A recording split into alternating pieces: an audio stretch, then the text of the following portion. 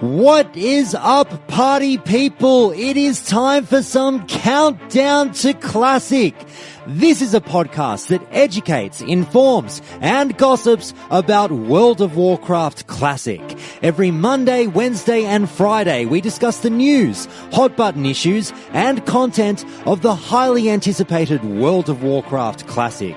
I'm your host, Josh Corbett, and as you all know by now, this is a show where it's not my opinion on World of Warcraft that counts, but yours. If you're new to the show, Countdown to Classic goes through your expert input on the hot button issues and content of the sure to be amazing World of Warcraft Classic. If you hear anything on the show that you would like to comment on, then check countdowntoclassic.com for all the social links, or email feedback@countdowntoclassic.com with your reactions or memory lane or anger management submissions. Have you dreamt of having your voice heard on Countdown to Classic? If so, then your dream can become a reality. Contact me in advance for a pre-recorded call about anything World of Warcraft related that would take place sometime from 6:30 p.m. Eastern Standard Time onwards on Friday and Saturday nights. For the show's European listeners, I also take calls from about 10 o'clock in the morning through to 3 o'clock in the afternoon in your area of the world any day of the week. Either email feedback@countdowntoclassic.com or join the show's amazing Discord channel via the link in the show notes and reach out to me there. There'll be more shout outs and show news towards the end of the show, so please do stick around to possibly hear me throw you some love and give you updates on what's to come this week, or next week I should say, on the show. And just a friendly reminder that this podcast is available on iTunes, Spotify, Stitcher, and YouTube, amongst others, so you can all get your Countdown to Classic fix at a number of different spots online. But for now, let's get to the news and discussions of the week with this week's Forum and Fauna.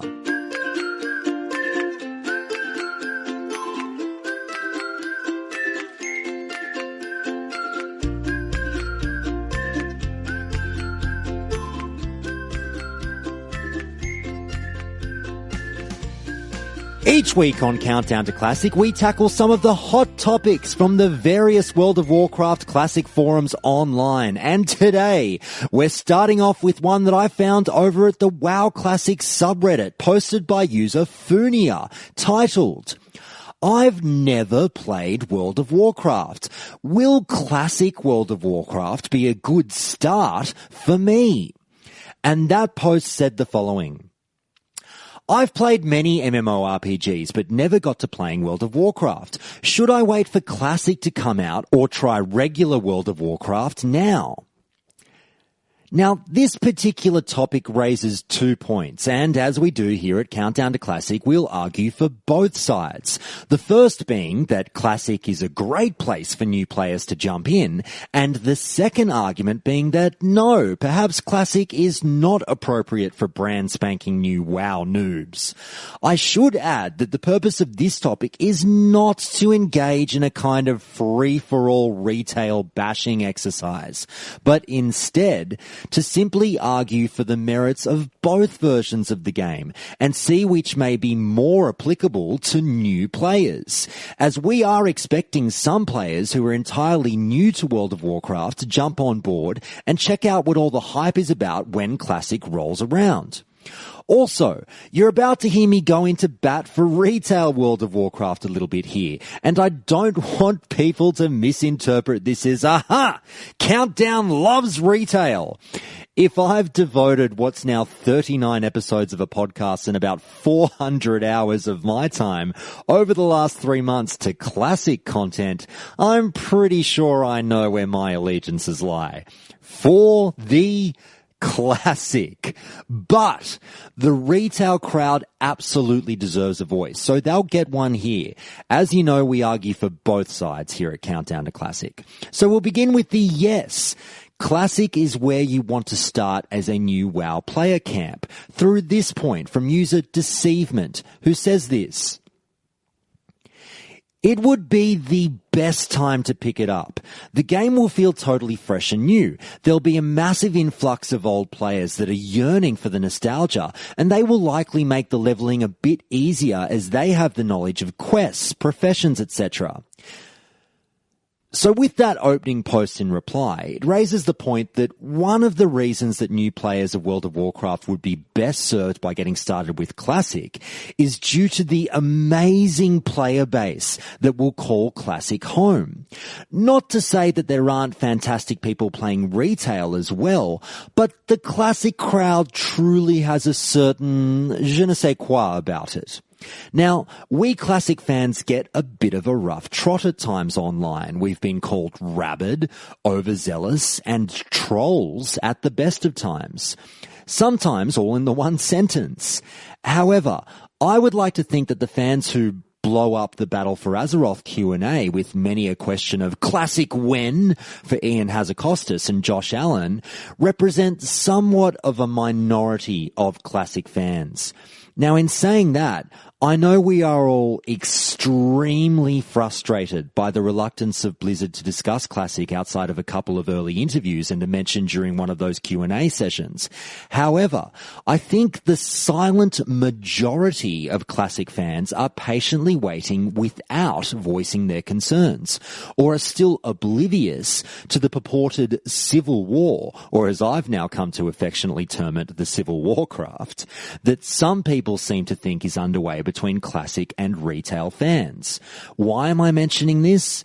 Well, it's to dispel a few misconceptions, because many, including myself, are often quick to mention that Classic fans are amongst some of the more delightful, patient, intelligent, and mature gamers that one could come across online. And the silent majority of those fans, whilst lying somewhat dormant now, will spring to life upon release. New players will find themselves surrounded in the strange new world of vanilla Azeroth with many a friendly guide, being current veterans of the game and returning players alike, who would love nothing more than to help a noob. In fact, we may well lightly chuckle and see a little bit of our former selves in them. Don't get me wrong, there'll also be the players that will revel at the prospect of shoving a shadow bolt or two down those same new players' throats, or laughing at people asking for help in trade chat, but that is still a minority of players. I vividly remember being helped at every turn as I learned about the game back in the vanilla days. No question was too silly in a group, as there was always someone who was more than happy to help me learn, even if it was just the little things that weren't in the game manual, like tipping etiquette and dungeon abbreviations. People were quick to take the time out to whisper a helpful note or two, such as, "It's not DM, dickhead, it's VC." Or the joyous feeling of that whisper sound effect ringing in the fact that someone may actually care. Only to discover it was someone telling me that if I acted fast, I could buy World of Warcraft Gold for 50% off. But seriously, people were helpful, and the community was quick to take time out to assist people who may have been a bit overwhelmed by it all. So, the player base of Classic will make things easier for the new player, due to an extensive knowledge of the content of the game. One could argue that with retail, it's not quite the same if one were to, say, boost a character to 110 and then head to the new areas of BFA, where everyone would be experiencing the content for the first time. And whilst there may be a willingness to help with advice, if there are expansion content specific questions, then many of the retail vets would be learning those changes in mechanics and quests for the first time along with the rookies.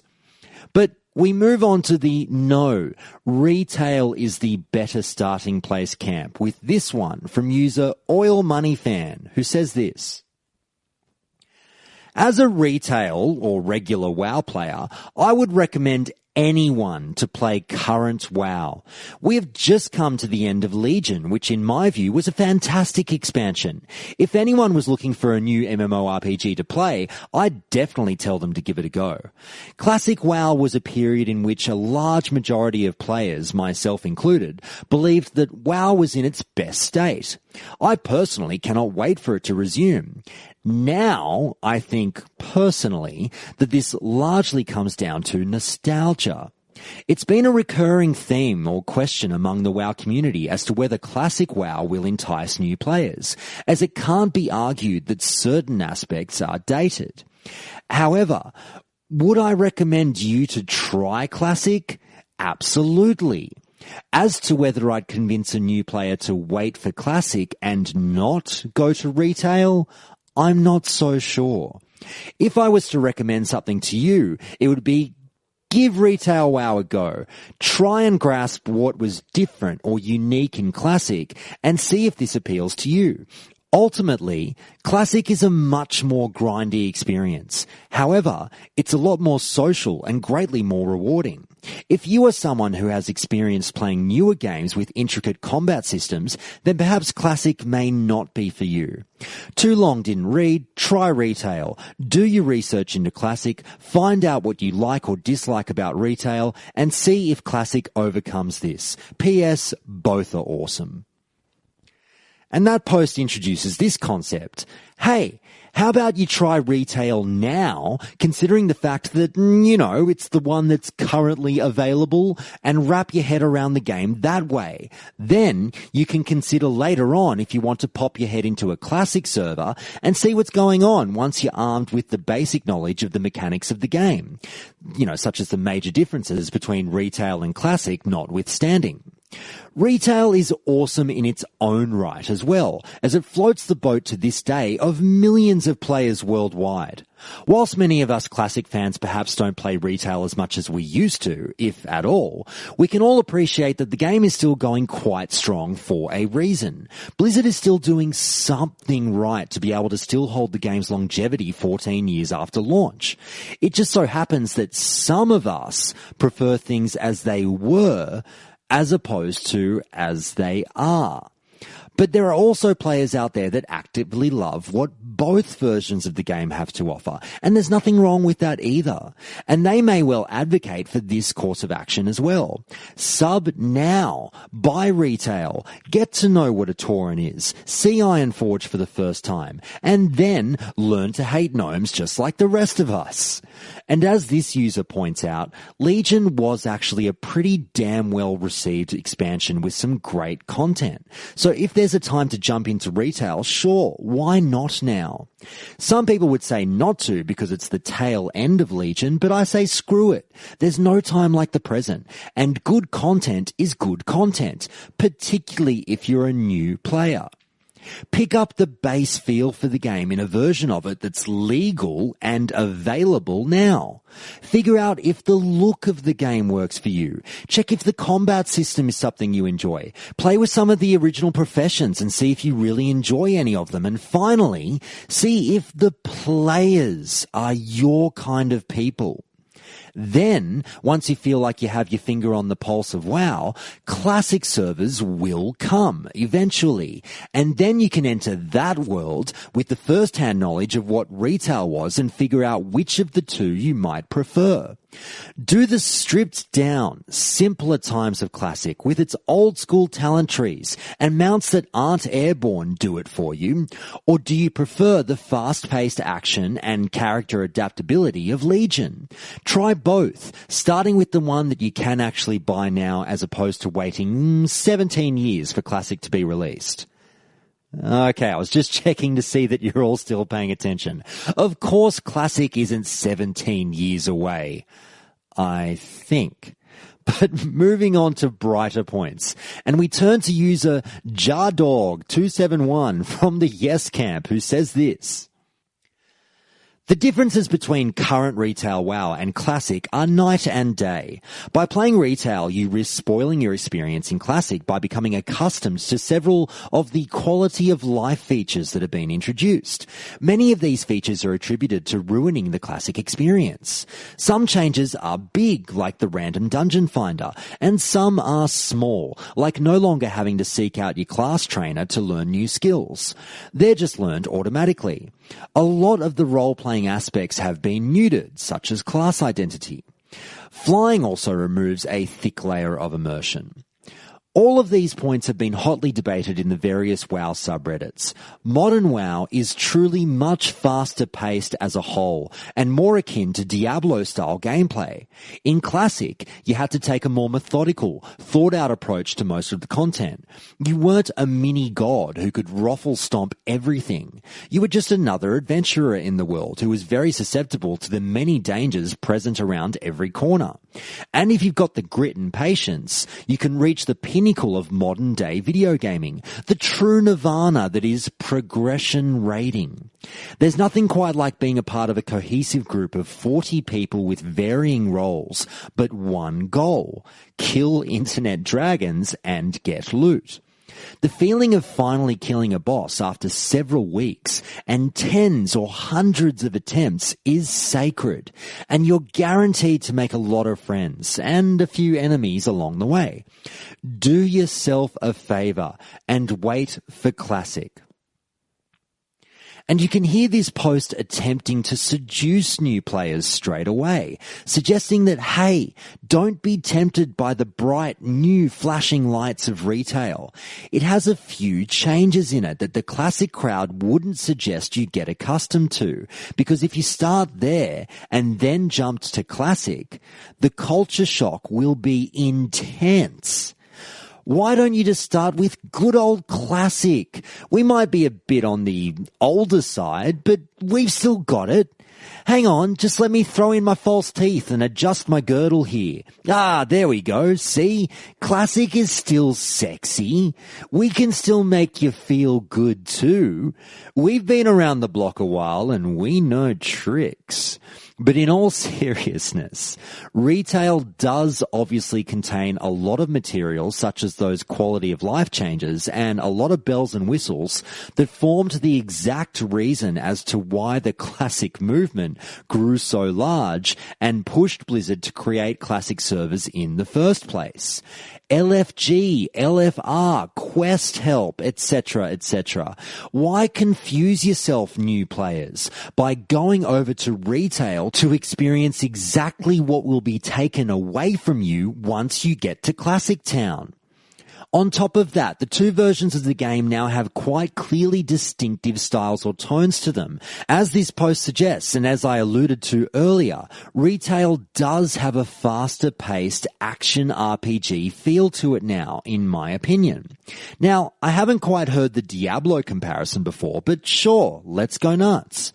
Also, the sense of danger and trepidation one might feel out in the open world, perhaps more so on PvE servers, has been somewhat removed outside of the hardest raids, as one can tear through multiple mobs in retail like they're snotty tissue paper. If you love having everyone feel really powerful and super useful at all times, then retail may well be the version for you. However, if you love that impending sense of doom and having the grim smell of death or something equally foul hanging around at all times, then maybe Classic is for you. In Classic, one can't charge headstrong into groups of mobs with such reckless abandon. Planning, strategy, and preparation are often the name of the game in Classic, and if slowing things down and smelling the roses is a bit more up your alley, then new players should take a moment to consider things before choosing which to get attached to. Also, don't forget that there are significant experiences in Classic that retail can't offer you, such as the thrill of walking into your very first 40-man raid. Just wait until you hear 39 other people breathing heavily in voice chat as they salivate over the promise of purples and group bonding and their microphones. Once you pop, you can't stop. Back to Team No with user OvenCheese5000 with this tasty offering in direct response to the previous post. That's the one thing that's not exclusive to vanilla though, except group size being 20 instead of 40. High-end raiding is mostly considered better nowadays because the encounters on Mythic difficulty are more challenging. Arguably one of the hardest bosses of all of World of Warcraft, if not the hardest, was Mythic Kil'jaeden, final boss of the Tomb of Sargeras raid. Therefore, being the pinnacle of that finally killing a boss feeling, I would say. Dude was considered a true guild breaker. Now, before you get started on me, I don't think having multiple difficulties is a good thing, because in my humble opinion, it takes away from the RP/lore/world aspect of the game. I wouldn't mind being unable to access all endgame content if some bosses are just too hard, for me or my World of Warcraft social group, as long as there is enough content besides high-end raiding. And this post leads into an interesting topic that does seem to get a few arguments for both classic and retail, in that which offering of the game truly offers the pinnacle of raiding, if raiding happens to be what you're chasing end game. The final topic wrapping up today's episode is actually whether or not retail or classic was the harder version of the game, so we won't touch too much on it, but for now, we're simply focusing on raiding, and with that focus in mind, which version was tougher and thus the sexier challenge? This poster suggests not so fast classic fans. You all spout on so often about how glorious and difficult the good old days of vanilla raiding were. But were they really as much of a challenge as what's on offer today when you take multiple difficulties into account that are now in the game? And especially things like mythic dungeons, which are, by all accounts, because I haven't run one before, pretty freaking tough. When you tear through the several thousand top 10 Warcraft lists available on YouTube, you'll find many devoted to the toughest bosses in the game. And I have to admit, it really does seem like a lot of them are more recent additions to the game, so this post may well be onto something. When we talk about challenges from vanilla, obviously encounters like Kel'Thuzad, Valistraz, Four Horsemen, and Cthulhu come to mind immediately, and we struggled immensely with them back in the day. Or you did, because I didn't raid. But has Blizzard raised the bar since then? Are we better players now, as many suggest, and thus Blizzard was pushed to make things even harder, and thus a little bit more awesome? Everyone loves a good challenge. Until I put my keyboard through a monitor, that is. But encounters such as Lei Shen, Blackhand, Archimonde, and Kil'jaeden, particularly with adjustable difficulties, have been said to be immensely more challenging. True or false? Oh, and by the way, new player, if you do happen to try retail first, don't fall in love with those multiple difficulties, because they're going the way of the dodo once you're back in classic land. Anyways, we venture back to Yes Land with a suggestion from user Rockdo. While I think Retail WoW is a great game, it's simply not a good game for a new player to jump into, in my opinion. The leveling experience is completely gutted or ruined.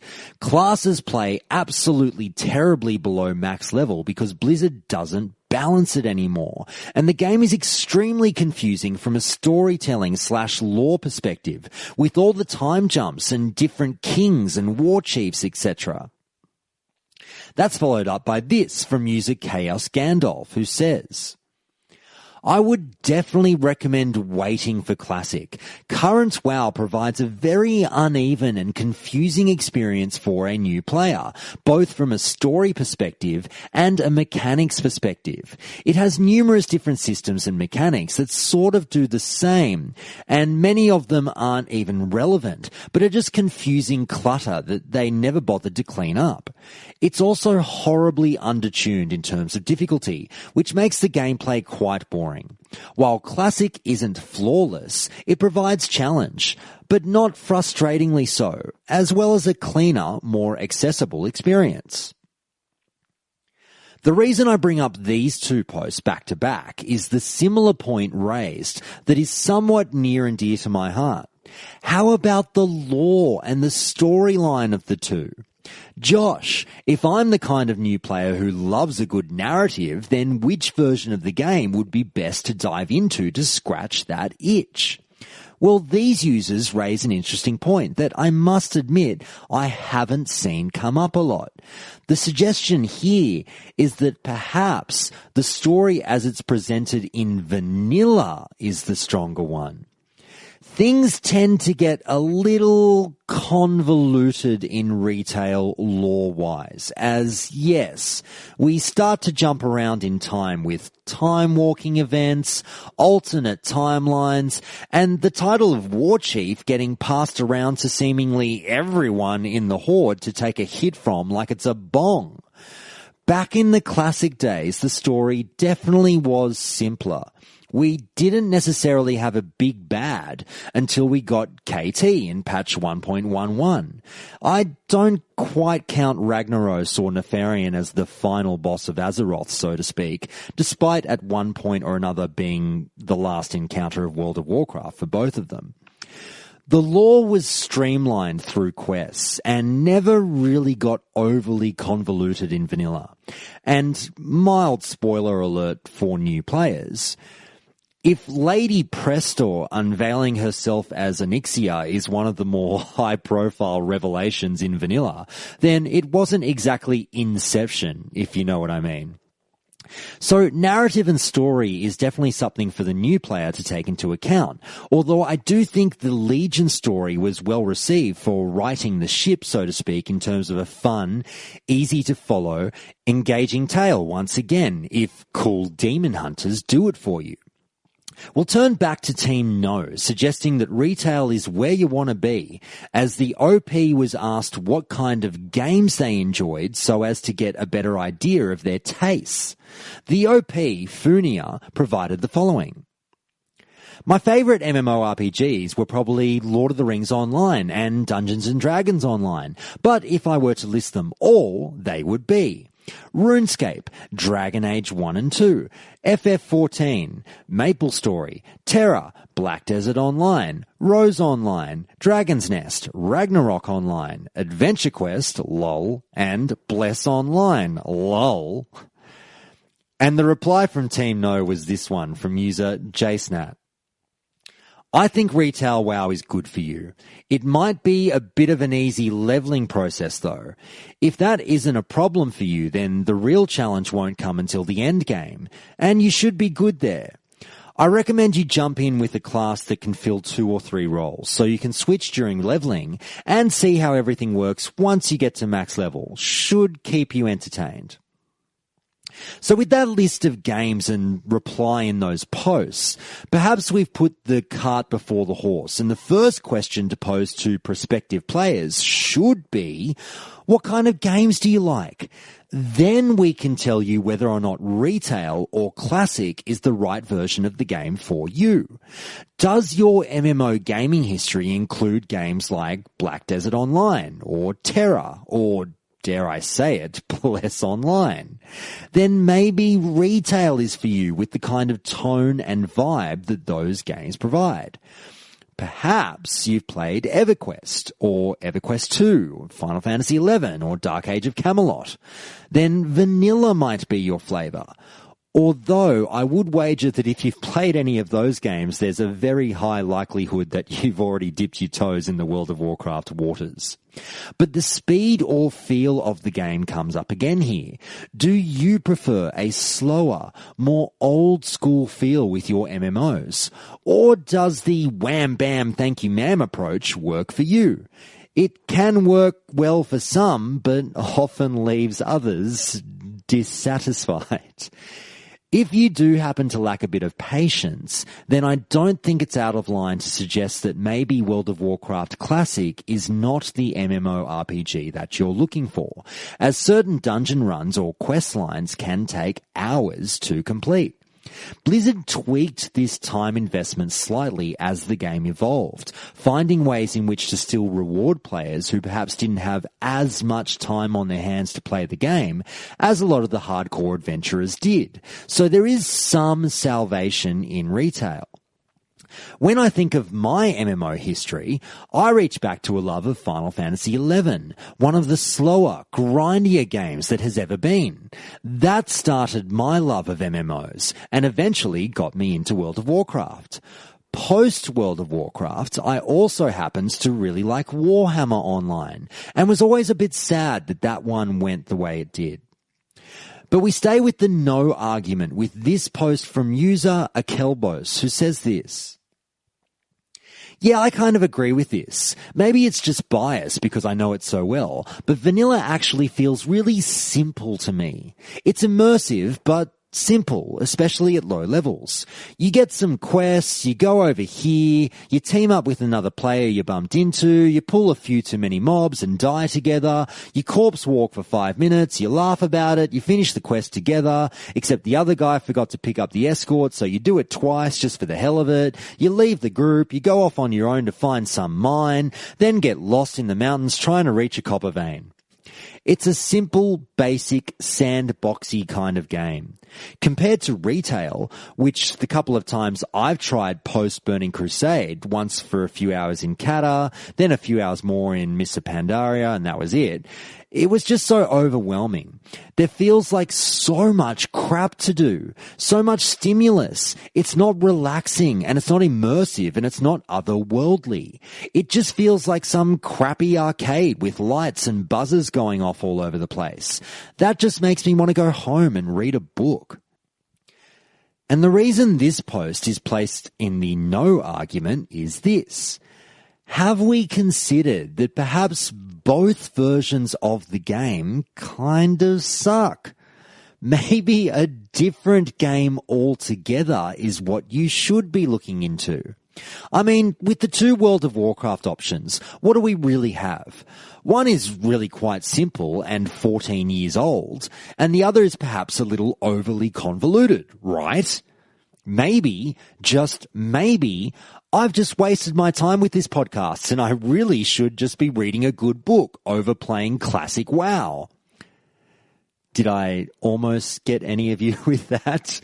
Come on, I must have had some of you wondering if this was the last episode of Countdown. Well, the great news is that it's not. And of course I'm kidding when I say all of that. Look, I love a good book, don't get me wrong. But do you know what I love even more? Classic World of Warcraft. It's the blue pill or the red pill.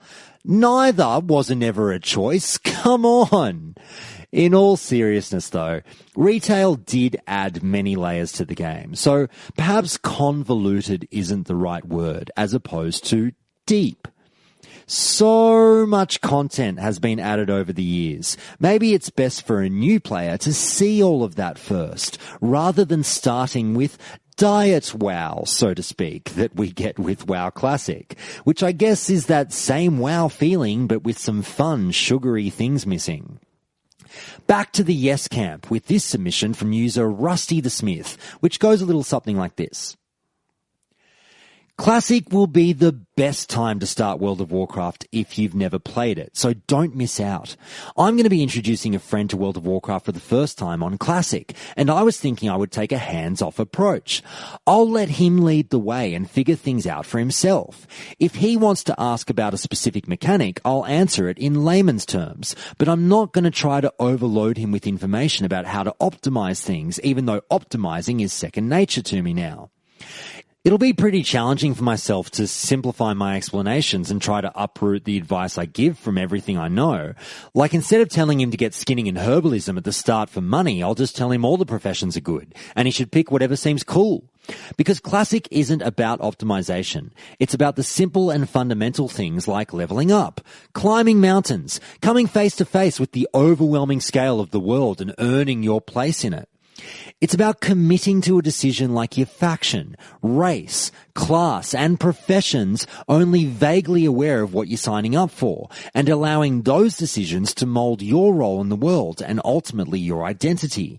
I'm a Hordey, but if my friend picks Alliance, then so be it.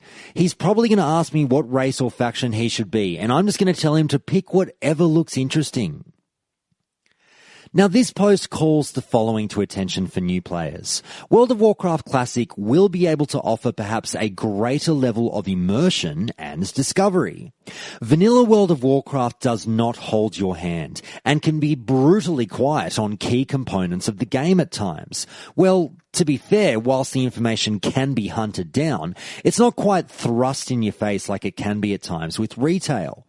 For example, personally, I'm not quite sure why, but I don't like notifications coming up in retail saying, "Congrats on reaching level 14. Have you considered going to the Dead Mines at all? Well, if so, click here to go LFG right now, and you'll be magically transported to that strange new place in 30 seconds or so with a complete group, and without you needing to lift a finger, except for when you click accept." Instead, vanilla lets you get lost in the world, doing your own thing without shoving suggestions in your face and learning about the content by virtue of a virtual text message. Vanilla lets you trip, fall on your ass, cry, and then apply your own damn band-aids. I understand the benefits of the way in which retail presents content to you, but I guess I just prefer finding things out randomly and tripping over them. But we end on this point from user Vite, who finishes off the argument on whether new players should start with retail or classic with this. It depends on what you are expecting out of it. I probably wouldn't have to think twice to say that modern WoW is much more open to beginners when it comes to giving you the basic guidance. But then it starts to push you through old content, the story of which you'll probably never see in its entirety unless you dig into the lore. Once you hit the max level, there will, however, have plenty of things to do to keep you entertained. But the resulting experience might feel a bit fake, since you are now this legendary hero without ever having done that much. Classic is more rough in this area. You will have to learn many things on your own or by asking other players, on which you will also have to rely on in many other ways. The good part of this is that you'll most likely develop stronger relationships with other people. From a story perspective, you're also a bit above a common soldier, but that also means that once you actually accomplish something, it will feel much more exceptional. The game will overall be much slower, with you having to walk instead of being teleported around, but this will reinforce the feeling of a massive living world, rather than just being in a game that moves you from instance to instance. So after hearing that post, how about this point that we haven't really considered yet? Maybe both are great, from a certain point of view. Beauty is in the eye of the beholder. Pros and cons exist on both sides, and the notion that someone is a stupid kid for liking retail, or that classic fans are angry old men yelling, "Get off my lawn," they're not perhaps the right things to be saying, as it's entirely a subjective thing at the end of the day. Who are we to tell fans of other games what to like and what not to like? Oh, you don't love one of the same things that I do? Well, your opinion on anything is completely invalid to me. I don't care if we have common interests in pretty much everything else. The conversation that goes on between retail fans and classic fans, rather than being something along the lines of, well, they started it, should be more like, oh, you like video games? Me too. Oh, you like MMORPGs? Me too. You hate J. Allen Brack? Me too. Did we just become best friends?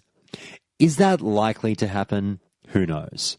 All I think is we should end the civil warcraft and just agree that both retail and vanilla camps can be right and enjoy their gaming time how they choose to.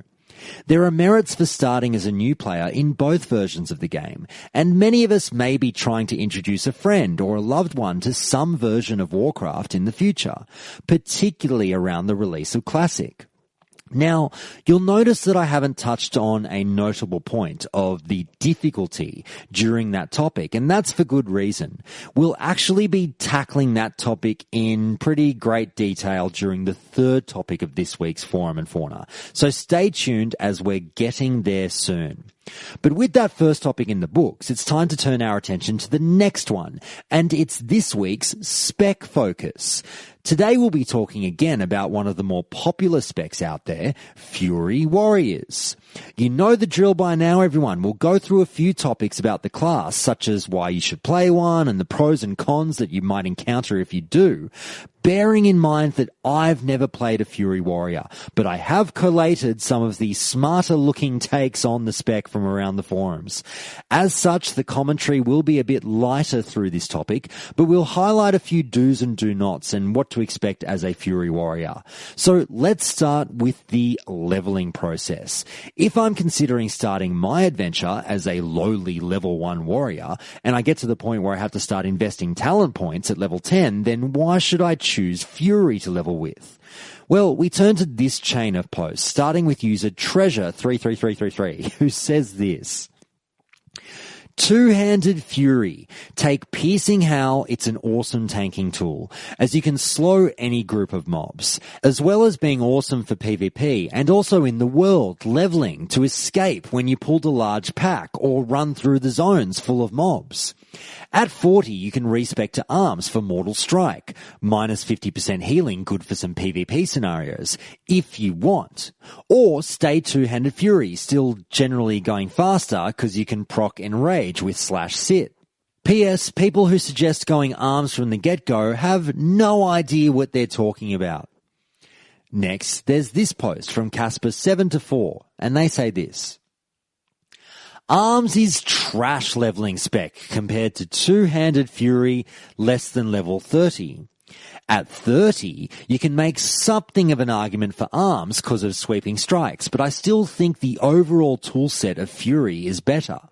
At level 40, arms is the bee's knees now that you have Mortal Strike, but around level 50, it starts to fall off again, and I would spec to dual-wield Fury with Thrashblade. Okay, so I guess from these posts, Fury seems to be the way to go in a way. Much like the Frost versus Fire debate for mages that we had last week, perhaps this is a close one between Fury and Arms. On that journey from 1 to 60, which is it?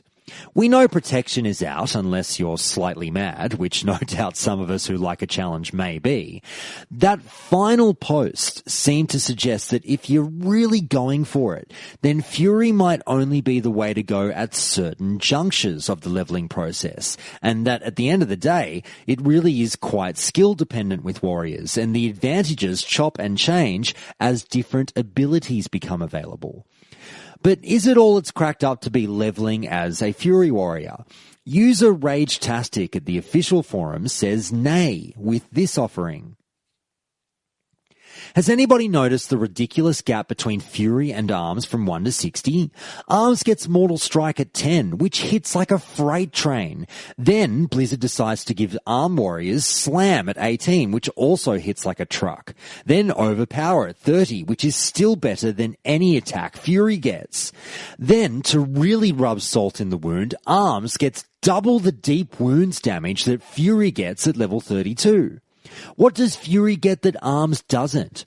The big joke that is Wild Strike. It barely hits harder than Heroic Strike, most of the time not enough to warrant the global cooldown. Then at 30 we get Raging Blow, which isn't up half the time because we don't have enough crit to make it so. It's our big attack, and it's grayed out most of the time. Even when you can use it, you won't see near the damage that one Mortal Strike or Slam would do. And to top that all off, Arms gets a level 10 passive that is plus 25% damage. Fury gets a measly 10% to auto attack, or plus 10% tacked on to crap is still crap, and a little more offhand damage. If you haven't leveled an arms warrior, by all means do it. As for Fury, just avoid it. I've always heard Fury is designed to scale well, which is great, but some of us would like to level and perfect our class or spec instead of face rolling as arms and then switching. I've seen this topic addressed by Blues before, and I don't understand how they are just letting it be. Looking through the Fury spellbook, I do realise that they have to spread our perks out a bit. Still, moving one or two big perks down to the 10 to 20 range would only bring us in line with other classes. Maybe move TG and SMF lower. Doesn't make sense, but it would be a big boost. Maybe Flurry at a lower level, or even roll Blood Surge straight into Wild Strike at 18. And next we have this post from another user whose name I've unfortunately forgotten, but they say this. Just don't bother with Fury while leveling. I've tried it and I wasn't very satisfied. The game just keeps throwing good two-handed weapons your way all the time. There's a bunch of great two-handed weapons in Dead Mines. Then you'll most likely have a two-handed axe from RFK or Gnomragon. Then you have your Warrior Cyclonian Quest, followed by Ice-Barbed Spear from Alterac Valley. Once you hit 60, dual wield seems to be preferable, although if I remember correctly there was a Fury build that focused on two-handed weapons in Fury. Then we have this from user All You Need Is Miles, who adds the following. All of this two-handed Fury stuff is revisionist private server stuff though. Warriors in vanilla almost exclusively leveled as arms, and for good reason. It's really plain and obvious why arms is the best spec.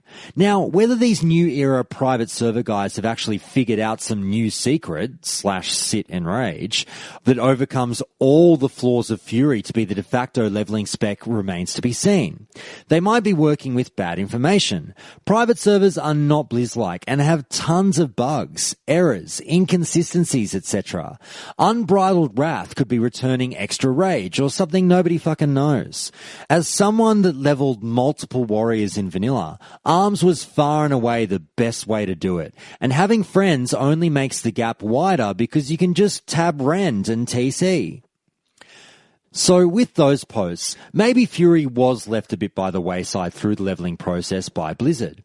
I've heard the general gripes of warrior leveling and the pain that it can be, but is it the case that Fury leveling is perhaps the more annoying of the two realistic options? It's also interesting to think of what years of private server play has done for the theory crafting of the spec, and that perhaps with Fury Warriors, as could be said of any spec, we now know a heck of a lot more about the spec than we did in the vanilla days, and that it's more likely that new info on ways to level have come to light through that community, and that perhaps a few secrets have been unveiled. But what about rotations, Josh? Once I've decided to level as a Fury Warrior, what kind of ability should I be using and when? Well, let's turn to the official forums and this suggestion from user Dokken, who says this.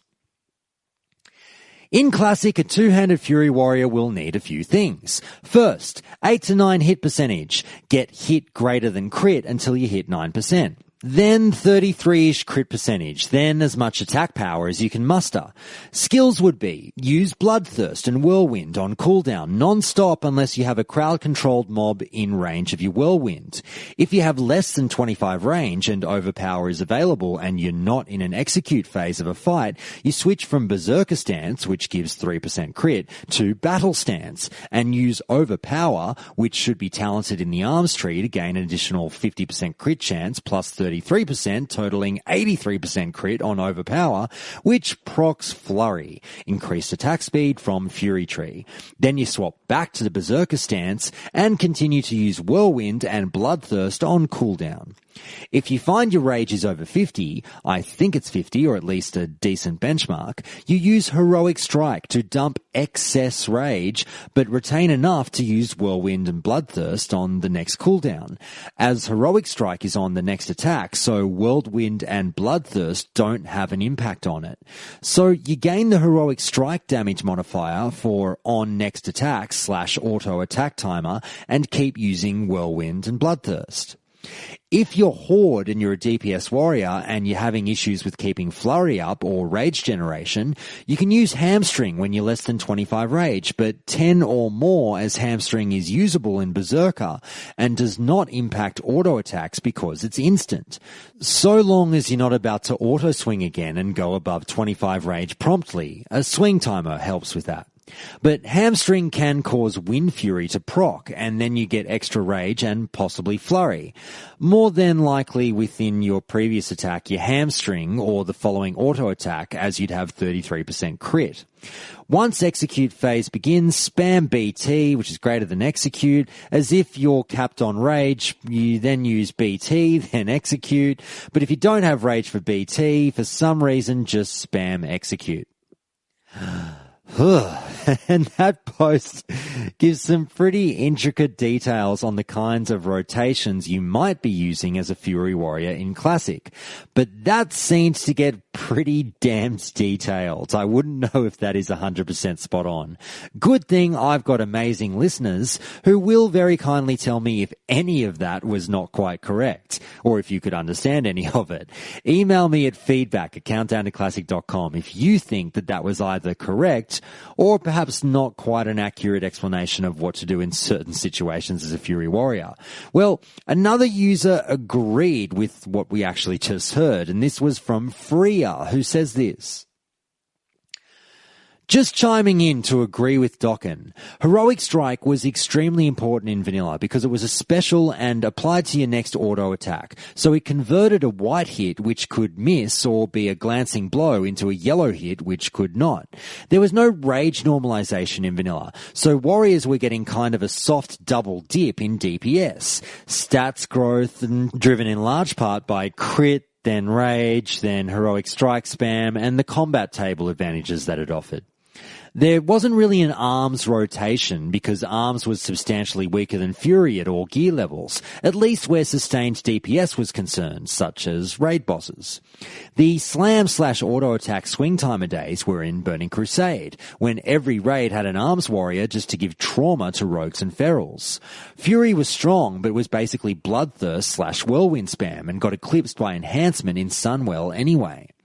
There were interesting experiments that would resurface occasionally, like early two-handed Slam Fury, one of the only specs to prefer fast weapons, and dual-wield one-hand axe arms without Mortal Strike. But they never amounted to anything. Except for the numbers and the novelty of the whole experience, there wasn't much more than gear, stacking cooldowns, and hitting a couple of buttons a lot in Berserker stance. Stance dancing, while crucial to PvP and occasionally important for tanking, was not something you normally worried about while raiding as Fury. Well, that's a lot to take on board for rotations and abilities. Now that we have an idea of what abilities we should be hitting, where to from here? Well, what about the great debate that comes up for Fury Warriors? Two-handed weapons or rocking something awesome in each hand by dual-wielding?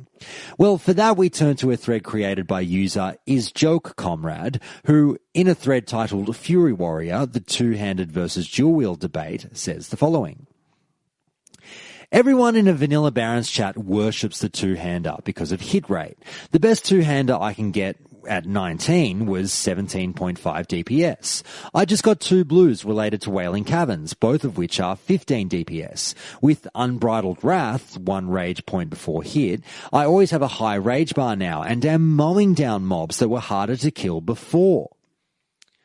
User Sans Love answers with this. There is no debate. Two-hander is the best for leveling as Fury Warrior. You can think about dual wielding when you get some hit gear. You can't afford to miss as a warrior. You need that swing to connect with your target to gain rage. And then user Humanity piles on with the following. It's a little bit of a long one. Yep. This is the law. In the absence of plus hit gear, so all of leveling in most of your early days at 60, two-hander is best. And even then, plus hit gear is not super common, and you sacrifice raw attack power for plus hit at earlier gear levels, such as Molten Core and Zolgar Up. So if a good enough two-hander weapon drops, like Zin Rock, staying two-hand makes a hell of a lot of sense. More plus hit gear will come later on, along with good enough one-handed items to bother with, like the Nefarian Axe. I just want to say there's a lot of people saying silly stuff about this generally. I'll keep it simple. Going dual wield incurs a hit penalty to you to counteract the theoretical higher DPS of using two weapons. The problem is you never have any plus hit gear while leveling or even as your early days at 60. Thus it makes just more sense to go with the two-hander. And when I say two-hander, I mean two-hander Fury Slam Spec. Going arms gimps your damage a lot for leveling. Once you start gearing up in pre-raid best-in-slot gear, you'll run into some plus hit gear and dual wield will become more viable. This, of course, still doesn't necessarily mean it's better. In the highest gear levels, plus hit and huge chunks of attack power and items are both in supply, but earlier on you get one or the other. So if you're trying to shoot for specific items or the items that happen to have dropped are heavier towards attack power, then go two-hander. If you're landing some plus hit, then dual wield becomes more powerful. As far as items, if you land a big sexy two-handed weapon like Zin Rock or Ashkandi, then feel free to stay two-hander. While landing some great one-handed weapons would seem like it would have the same effect, you can still be gimped by that lack of plus hit. Both your weapons could be god tier powerful, but it doesn't matter if you can't land 40% of your auto attacks. Well, those posts certainly seem to settle that argument quickly. Level with a two-handed weapon. Now, I just have to find a good one. But before we get to that, and now that I'm level 60, what can I expect raiding life to be like as a Fury Warrior, if that's my bag, baby? User Telonius at Reddit tells us in a thread that they started titled Fury Warrior, the Glass Cannon, and it says, right, so the next bullseye for the meme train seems to be warriors, mostly Fury. What should be remembered, though, is that for that wicked deeps you see on private servers, you gear full offense, no defense. My best-in-slot geared Blackwing Lair warrior was rocking 3200 HP unbuffed, and armor like a rogue without the dodge. All in all, I was the squishiest guy in the raid. Add to this melee range, no threat regulation, and high TPS on Heroic Strike. Sure, the damage is there and maybe too high, but it also comes at the price of about everything else. And user Undoer tacks the following on.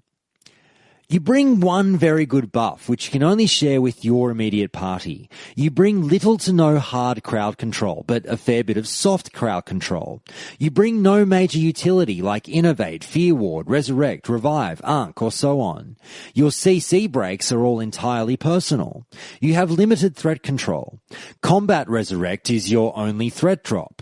You can't off-heal in times of crisis. You can throw on a shield and tank for a short while, if vital. There's a reason warriors shouldn't pay the hybrid tax the same way. No one's going to bring a Fury Warrior to the raid for his intimidating shout. You bring one buff that should just about buy you a slot in a group with the rogues. Alternatively, you happen to be one of the 39 warm bodies the raid leader is desperate to find. And user Varsuvius finishes off this chain with this. At the start of the progression, this is true, but as others have demonstrated all over the place, warriors scale incredibly well with gear. At a certain point, they become the best melee DPS class. And a raid leader who goes for min-maxing will be happy to put as many as he can find into the raid. Within reason, of course. Nobody wants 30 Fury Warriors. Well, I guess it's nice to know from those posts that I bring some kind of utility to the raid and that the raid group isn't just using me for my body via my sweet, sexy, high DPS capabilities. As a Fury Warrior, I actually sound pretty sweet. Sure, I may be the proverbial glass cannon, but it's not like I'm wearing cloth out there. But I'm there for my DPS. I'm not a hybrid as a Fury Warrior. I have one role. burn stuff down. It's fine that I don't have high armor or tanking capabilities in my DPS set. But what if I kind of wanted to tank as a Fury Warrior? Is that possible at all? For that answer, we turn to this thread started by user Ready785, who asks this. Once Classic releases, I've finally decided to try a Fury Warrior for a new experience. I used to main a Warlock. I've just discovered that apparently Warriors spec'd for DPS can still tank in 5-man dungeons. That has me excited since it should be a lot easier for me to find a group and I get to try out a new role. I just have 2 questions. First of all, I would just like to confirm that what I just said is in fact true, and secondly, do I have to make sure I pick up more tank-focused gear along the way, or does that not really matter? I know that I'll have to focus solely on DPS once getting into raids, but as far as leveling through dungeons goes, how viable is this? And user PN135 replies with this offering. Hi Ready785, I think I can help. I've had a blast as an off-tank, both on retail vanilla and in private servers. You're onto a very fun and very powerful vanilla role. Regarding your talents, you put 31 points into Fury. There are only a few very small considerations there. I'd recommend borrowing a talent point from Improved Battle Shout to get Piercing Howl. This can be a solid tanking tool. Although it produces no threat, it slows everything near you. You can even kite large groups of mobs and vastly reduce damage taken. Many pure DPS warriors lament the loss of Deep Wound and Impale. You'll be fine without them. Most raid leaders hate Deep Wounds because it's constantly reapplied and constantly overwrites better debuffs on a raid boss. Impale would make the critical hits of your abilities, only your yellow crits, such as Bloodthirst and Execute, hit 20% harder. As long as you don't live for eye-popping executes, you'll be fine. The 20 points in protection have more important considerations. You must get 5 out of 5 shield specialization, mainly because it enables you to put 1 point in improved shield block. This is a huge talent point. You block 2 attacks instead of 1 with your shield block. Given the attack speed of most heavy hitters, this means you are almost always blocking and almost never take the full damage of an attack, including a crushing blow from a level 62 plus elite. On your way to those talents, you must choose to invest in Anticipation plus Defense or Toughness plus armor percentage. When your tanking gear is weak, I'd recommend investing in Anticipation for a static boost in much needed defense to reach 440 defense. Once your tanking gear is quite good, such as tier 2, I'd recommend switching to Toughness because your improved tanking gear will make that percentage-based armor increase outperform a few extra points in defense. 5 out of 5 Defiance is critical. This makes your main aggro ability, Sunder Armor, produce much more threat. If you can reach deeper into the talent trees to improved Sunder Armor, which reduces the rage cost of Sunder Armor, you're now paying less rage to deal more threat, which has a compounding effect on threat generation. Last Stand is also a good idea. It's useful not only when you're tanking, but also to survive when you're in your Fury gear with about 4,000 health. A dead Fury Warrior does 0 DPS. Last Stand requires you to invest in improved Blood Rage, but that's a worthy talent that can serve you very well in both tanking and damage roles. Now, as for gear essentials, agility is a rare stat to find on high-end tanking gear. It would benefit any tank, but it especially benefits a 31/20 Fury off-tank. Agility adds armor, dodge, and crit chance. Crit chance triggers flurry, which increases your attack speed, which produces more rage, which can be spent to produce more threat. Several items in AQ40, such as the tier 2.5 shoulders and gloves, and certain rings, necklaces, and cloaks can offer some agility in addition to essentials like stamina and defense. A hard-hitting main weapon is also very important. You don't have the instant, snappy threat of shield slam, so to climb ahead of your party members on threat, you need to hit that improved blood rage and start sundering fast. With a weak main hand weapon, you might run out of rage during this important starting phase. So, try to keep a strong weapon in your main hand, because it's critical for both your DPS and tanking roles. In conclusion, you can play two dramatically different roles about 90% as well as purebred tanks and damage dealers. With the right mods, you can swap between your tank gear and damage gear in one click, as long as you're out of combat. This makes you a versatile team player who can fit into any raid, and it's fun. Tank a 5-man dungeon and deal excellent DPS, and tank the occasional trash mob in a 40-man raid later that day. And with that epic post, it's good to know that there are kind of options with Fury. I'm generally just labelled as a DPS machine, but if I tweak a few things here and there, it's nice to know that I will have other choices at my disposal. Sure, I'd love to muck around as a bit of a tank every now and again if I'm going through 5-man dungeons whilst levelling up. So that's some important information to have at your disposal when going through those choices. But what about PvP, Josh? What should Fury Warriors do in that area of the game? Well, we turn to user Aquane at the Crestfall forums, who tells us this. I recommend not dual wielding in PvP. Two-hand is just better for PvP since there's more burst damage. Also, just don't switch to battle stance and use overpower unless your rage is below maybe 35 at the most. At high gear levels, execute won't always be the best ability if Bloodthirst is going to hit for over 600 non-crit damage before armor, and eventually Whirlwind might be better than execute too. You can swap improved execute for improved berserker rage if you want, I guess. And if you want improved cleave and piercing howl, then someone else can use battle shout. Okay, so definitely no dual wielding as Fury in PvP as per that post. Well, user Ravens over at the Elysium forums agrees with that previous post by saying this.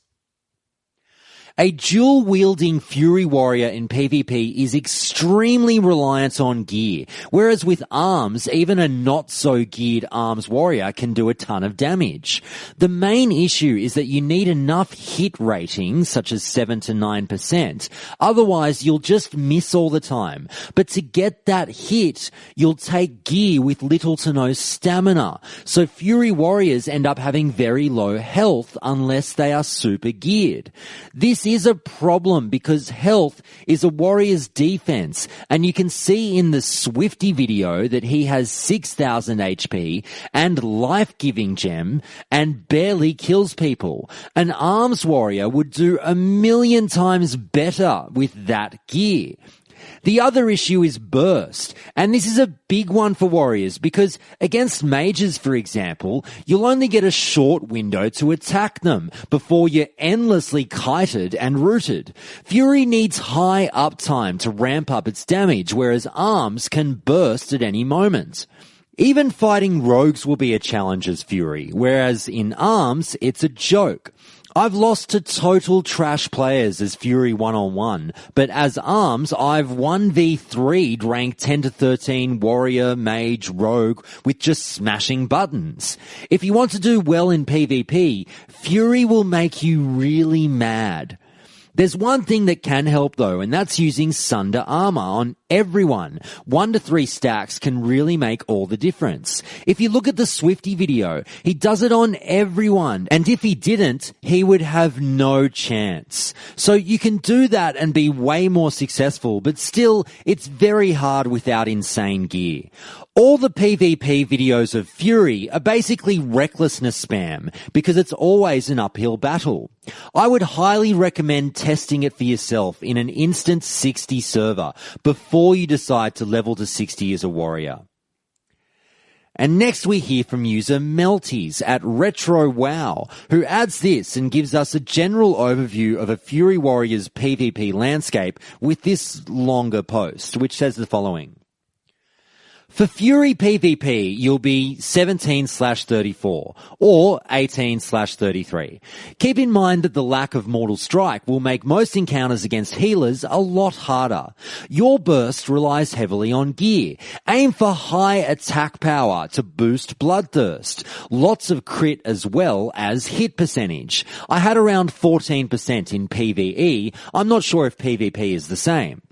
You'll need at least AQ40 level gear in order to do a bit of damage. Make use of your improved intercept to CC healers and peel your healers. This spec, while not optimal, can be fun and challenging to play, even with lower gear than advised. So what attributes should you focus on in PvP? Well, the ranking goes stamina is greater than crit percentages, which is greater than attack power. For warriors, 1 agility equals to 0.05% crit, making 20 agility 1% crit, and 1 strength equals to 2 attack power, and 1 stamina equals to 10 HP. Having a huge HP pool is crucial since you fight in melee range, very exposed to all kinds of damage in a lot of situations, and you're often taking 10% more of it. More HP means more swings before death, more opportunities to dump rage, and to make use of the enrage talent. It also gives leeway for your potential healers to do their work. Critical hits mean more damage, with Impale boosting your offensive abilities, but also more rage per white hit, leading to you being able to use more abilities, or use them sooner than without crit. It is what makes your burst damage. A warrior that doesn't crit will be almost useless. Attack power is a nice plus, but you'll prefer crit over it, except when you have a master plan to use recklessness in the very near future. Then you could swap to some gear maximizing attack power. The hit cap when using a two-hander is 5%. Get it as soon as you can and make sure to keep it when changing gear. About the plus defense skill, it's also a nice plus against melee opponents. Note that you'll need more hit percentage to hit the same amount against warriors wearing plus defense gear. I have no idea about the math on this, but 6% hit should do it if you encounter some. And that post, obviously an epic one, but an incredibly informative one. But wow, that's some great information and obviously some stats to keep in mind whilst you are PvPing with your Fury Warrior, and a few things to keep as a priority.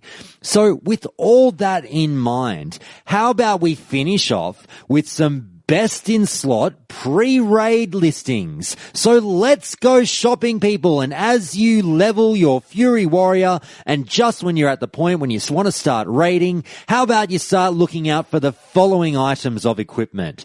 Now, for your helm, you are going to want the Lionheart helm. This is a bind-on equip crafted by blacksmiths. It is best in slot through all content in vanilla. And I should say, everyone, I didn't preface this. This is a 1.12 pre-raid BIS list. So let's go through it. If I'm wrong, please do email me and let me know. But from what I can read, this is the way it's going to be. Now, for your neck, how about you go and pick yourself up the Mark of Fordring? It's a quest reward in a Tyrian Fordring quest chain at the Eastern Plaguelands. On your shoulders, pop on the True Strike shoulders from Pyroguard Embassy over at UBRS. On your back, try on the Cape of the Black Baron from Baron Riverdare over at Strat Undead. Now, for your chest piece, try the Black Dragon Scale Breastplate. It's a bind-on equip crafted by leather workers, but it's only viable when combined with other set pieces.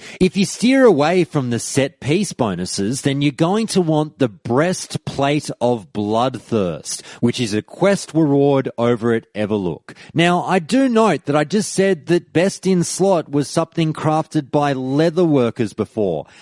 Is that right? You guys are going to have to email me and let me know, because I'm scratching my head over that one. But anyway, I'll take their word for it for now. So, braces. How about you pick up the Berserker braces, which you can get by being exalted over at Warsong Gulch. Gloves. The fabled Edge Masters handguards, a bind-on equip, which is best in slot for all races until the Gauntlets of Annihilation come along, when most of your attacks are converted in heroic strikes and glancing becomes a smaller issue. On your waist, get for a belt Omok's Girth Restrainer, a quest reward at LBRS. On your legs, again, the very, very famous Cloud Keeper leg plates, a bind-on-equip item that you will most certainly be able to pick up on the auction house at some point. For your boots, how about you get the Black Dragon Scale boots, a bind-on-equip which is again crafted by leatherworkers. I guess this must be a thing. I didn't know about this. Only viable when combined with other set pieces once again. So obviously these set piece bonuses are what makes some of these leatherworking goods quite attractive. But if you don't go for the set pieces, then you're not going to want that item at all. You're actually going to want the Battle Chasers Greaves, which again is a BOE, which I'm sure you'll find on the auction house. Rings. Let's talk rings, people. Ring number 1. Both of these rings I'm going to talk about, you can get by being exalted over at Alterac Valley. So you're going to find both of them being exalted at Alterac Valley because they're both the same ring. Both rings you want. Don Julio's band. Grab yourself 2 of those and you will be a very happy camper. Now for trinkets, again, you're probably going to want 2 of the same. But I'll give you an alternative as well, just in case. But the Hand of Justice is what you want. You can get it from Emperor at BRD. It's best in slot through all content in vanilla. If you are looking for an alternative, try the Diamond Flask, a quest reward for a level 50 warrior quest in Sunken Temple. It's used for fights lasting around 1 minute. On your main hand weapon, what do you want to be holding in your hot little hand? Well, this is obviously talking about dual wielding. We'll get to the two-hander later. But if you are a dual wielding Fury Warrior, go and grab yourself Iron Foe from, again, Emperor over at BRD. You can combine this with the Devil Source set and not with Edge Masters. If you don't do that, however, grab yourself Dalren's Sacred Charge, which you can get from War Chief Rend Blackhand at UBRS. Combine that with your offhand weapon, which I'm about to talk about, for 50 attack power set bonus. And I'll tell you what the set piece is in 1 second. So for offhand weapons, if we're not talking about the set pieces, you can grab the Fell Striker from War Chief Rend Blackhand at UBRS. Once again, that's a great offhand weapon and probably best in slot. But if you are going for the set bonus with Dalren's Sacred Charge that we just mentioned before, then go and grab yourself Dalren's Tribal Guardian, which again you can get from War Chief Rend Blackhand at UBRS. Combine that with Dalren's Sacred Charge and you will pick yourself up that 50 attack power set bonus. If you're not into any of that kind of stuff, go and get the Thrashblade, a quest reward from Desolate/Moradon, and you can combine that with Iron Foe in your main hand and Thrashblade in your offhand, and you will be sitting quite pretty. Ranged, let's not forget about that ranged weapon. What do you want? Go and get the Satyr's Bow, or the Satyr's Bow, because I can't say that word correctly, from Zevram Thornhoof in Diamol East. And finally, if you do happen to be rocking a two-handed weapon, you definitely want the Unstoppable Force, which you can get if you grind your way away over at Alterac Valley and become exalted there. And with all that gear out of the way, as an added bonus courtesy of Discord member PWJ, what kind of raid consumables should a Fury Warrior bring along with them on a weekly basis in order to be all they can be? Well, how about this for a shopping list? Go and get the following. Elixir of Fortitude, greater fire protection, sapper charges, free action potions, resto potions, greater arcane protection, major healing potions, elixir of the mongoose, winterfall firewater, juju power, juju might, juju flurry, mighty rage potion, roids, blessed sunfruit/smoked desert dumplings, dense/elemental sharpening stones, and rumsy rum black label/green Gordok grog, and finally, Whipper Roots. Whew, that's a lot of stuff. Are you guys really gonna make me run around and grab all that if I want to raid with you? You are? Man, Fury Warrior is not for me, but it is for some people, and I hope you know a lot more about it now that we've covered off on it. But that ends our spec focus for the week, and with that, we will now turn to our third topic of the week for this week's Forum and Fauna, and it starts with this thread over at the official forums titled, "Vanilla was not more difficult than retail."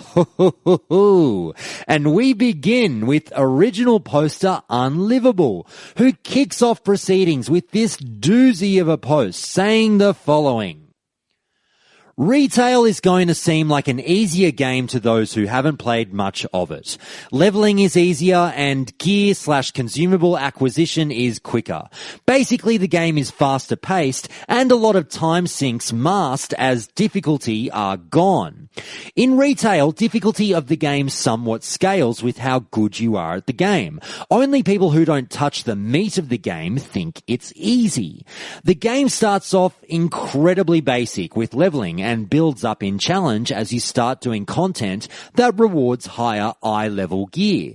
Mythic is brutally difficult. One player out of 20 being bad means you wipe over and over again. Tomb of Sargeras was full of soak mechanics that if one person missed a soak, the entire raid would wipe. DPS checks are so tight, one person dead is a wipe. Vanilla raiding is a complete joke in comparison. Simple leveling is arguably more difficult because at least you're utilizing way more of your abilities and within the environment. I have a AQ/Nax geared Warlock on Light's Hope, and my raid rotation is legit first Global Curse and then one button Shadow Bolt spam. Sometimes Shadow Burn or a Tab Corruption if I'm dying off boredom from spamming Shadow Bolt. Ferals and Hunters are the only specs with a non-brain dead rotation, and they are just mediocre DPS.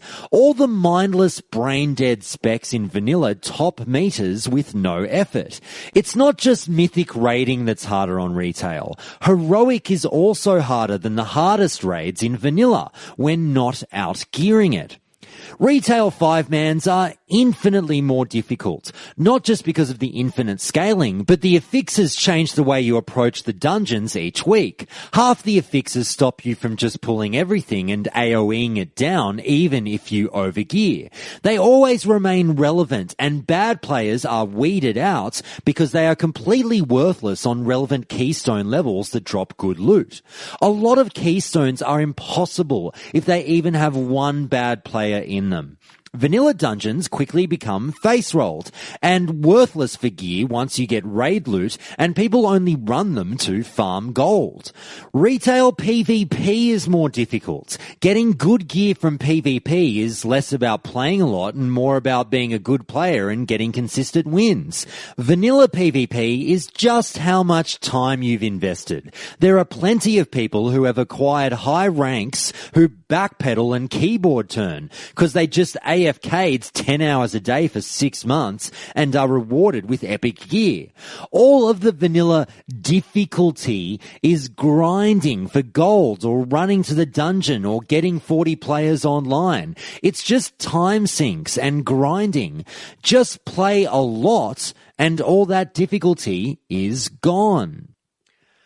Phew, what an opening statement. Wow, shots fired, Classic fans. And that creates a fun little argument to finish off the week with. We often say by default, oh man, Classic was so hard. But do we ever really stop to honestly consider if the evolvement of the game presented new, harder challenges?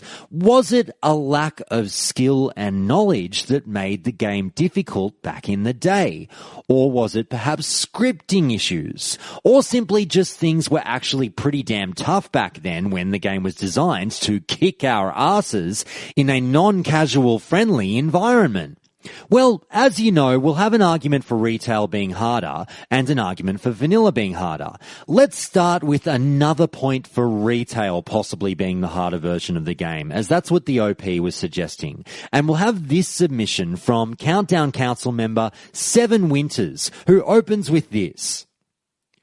As for which one is harder, it depends what points of the game you compare. Questing is harder in vanilla. That's pretty obvious. You can only pull 1 to 2 mobs at a time in Classic, whereas in retail, you can pull 10 plus and still not die sometimes.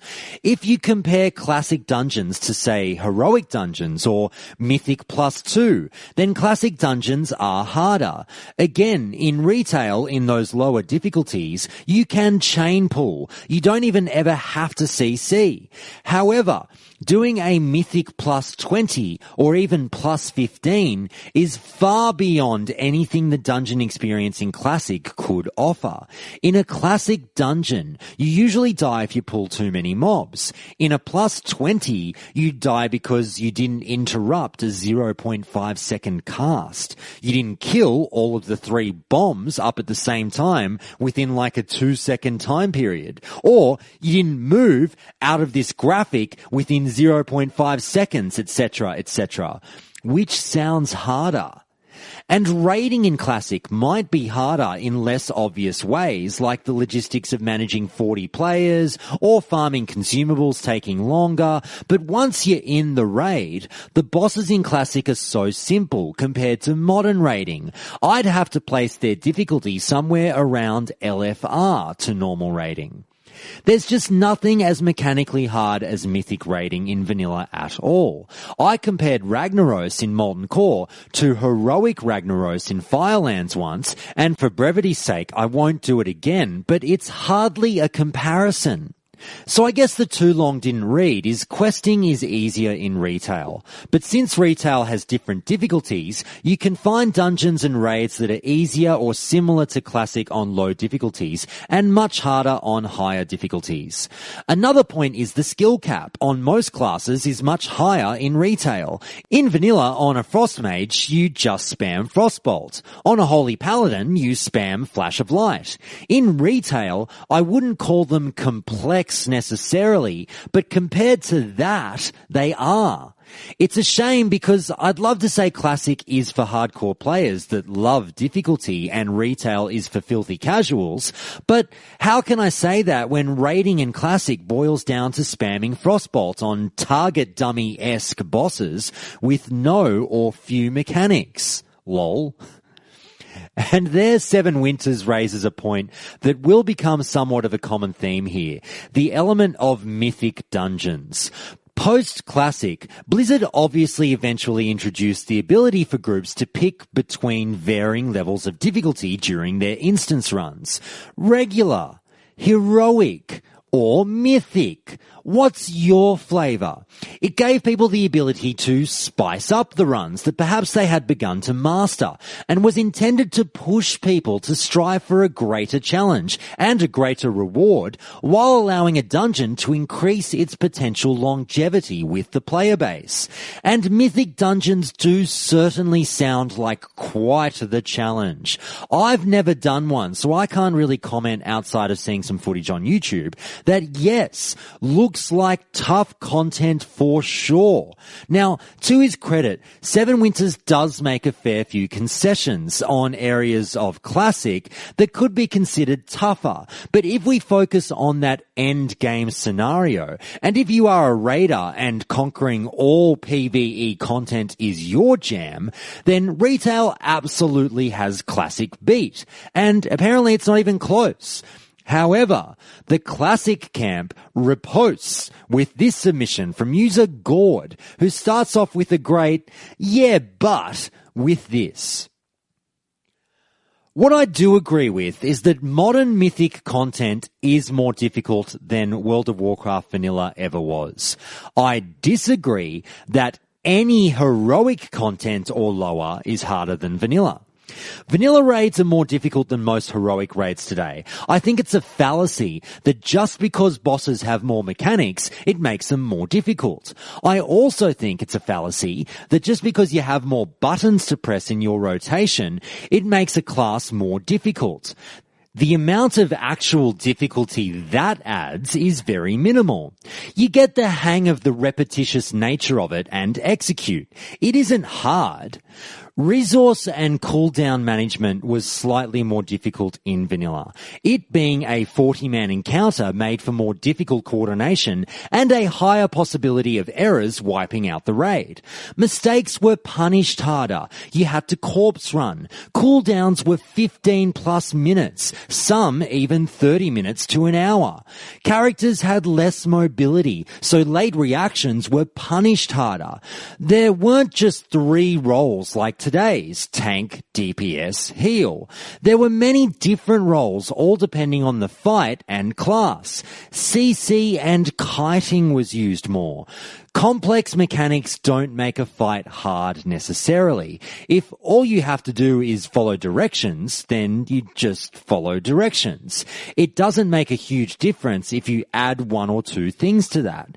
Now, getting 40 people to follow directions is much more difficult than getting 25 to follow directions.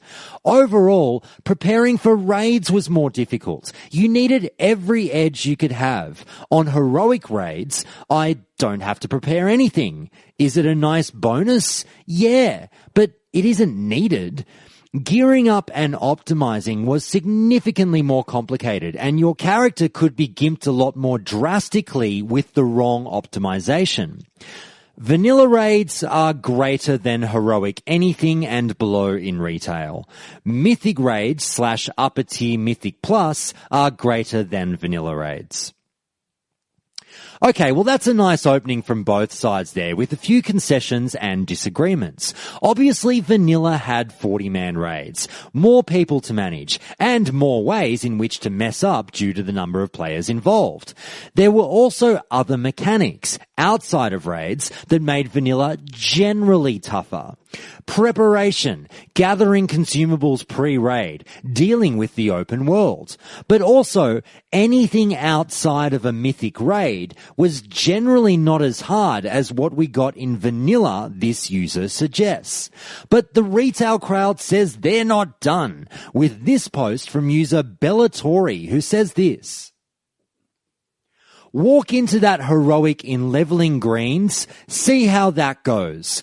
Then walk into that UBRS in tier 2 and see how hard that is. Want a dungeon that you don't outgear after a few raids? Well, guess what? It doesn't exist in vanilla. It does in retail, hence retail being harder than vanilla. Seriously, the only way you get vanilla as being harder than retail is if you ignore content in retail.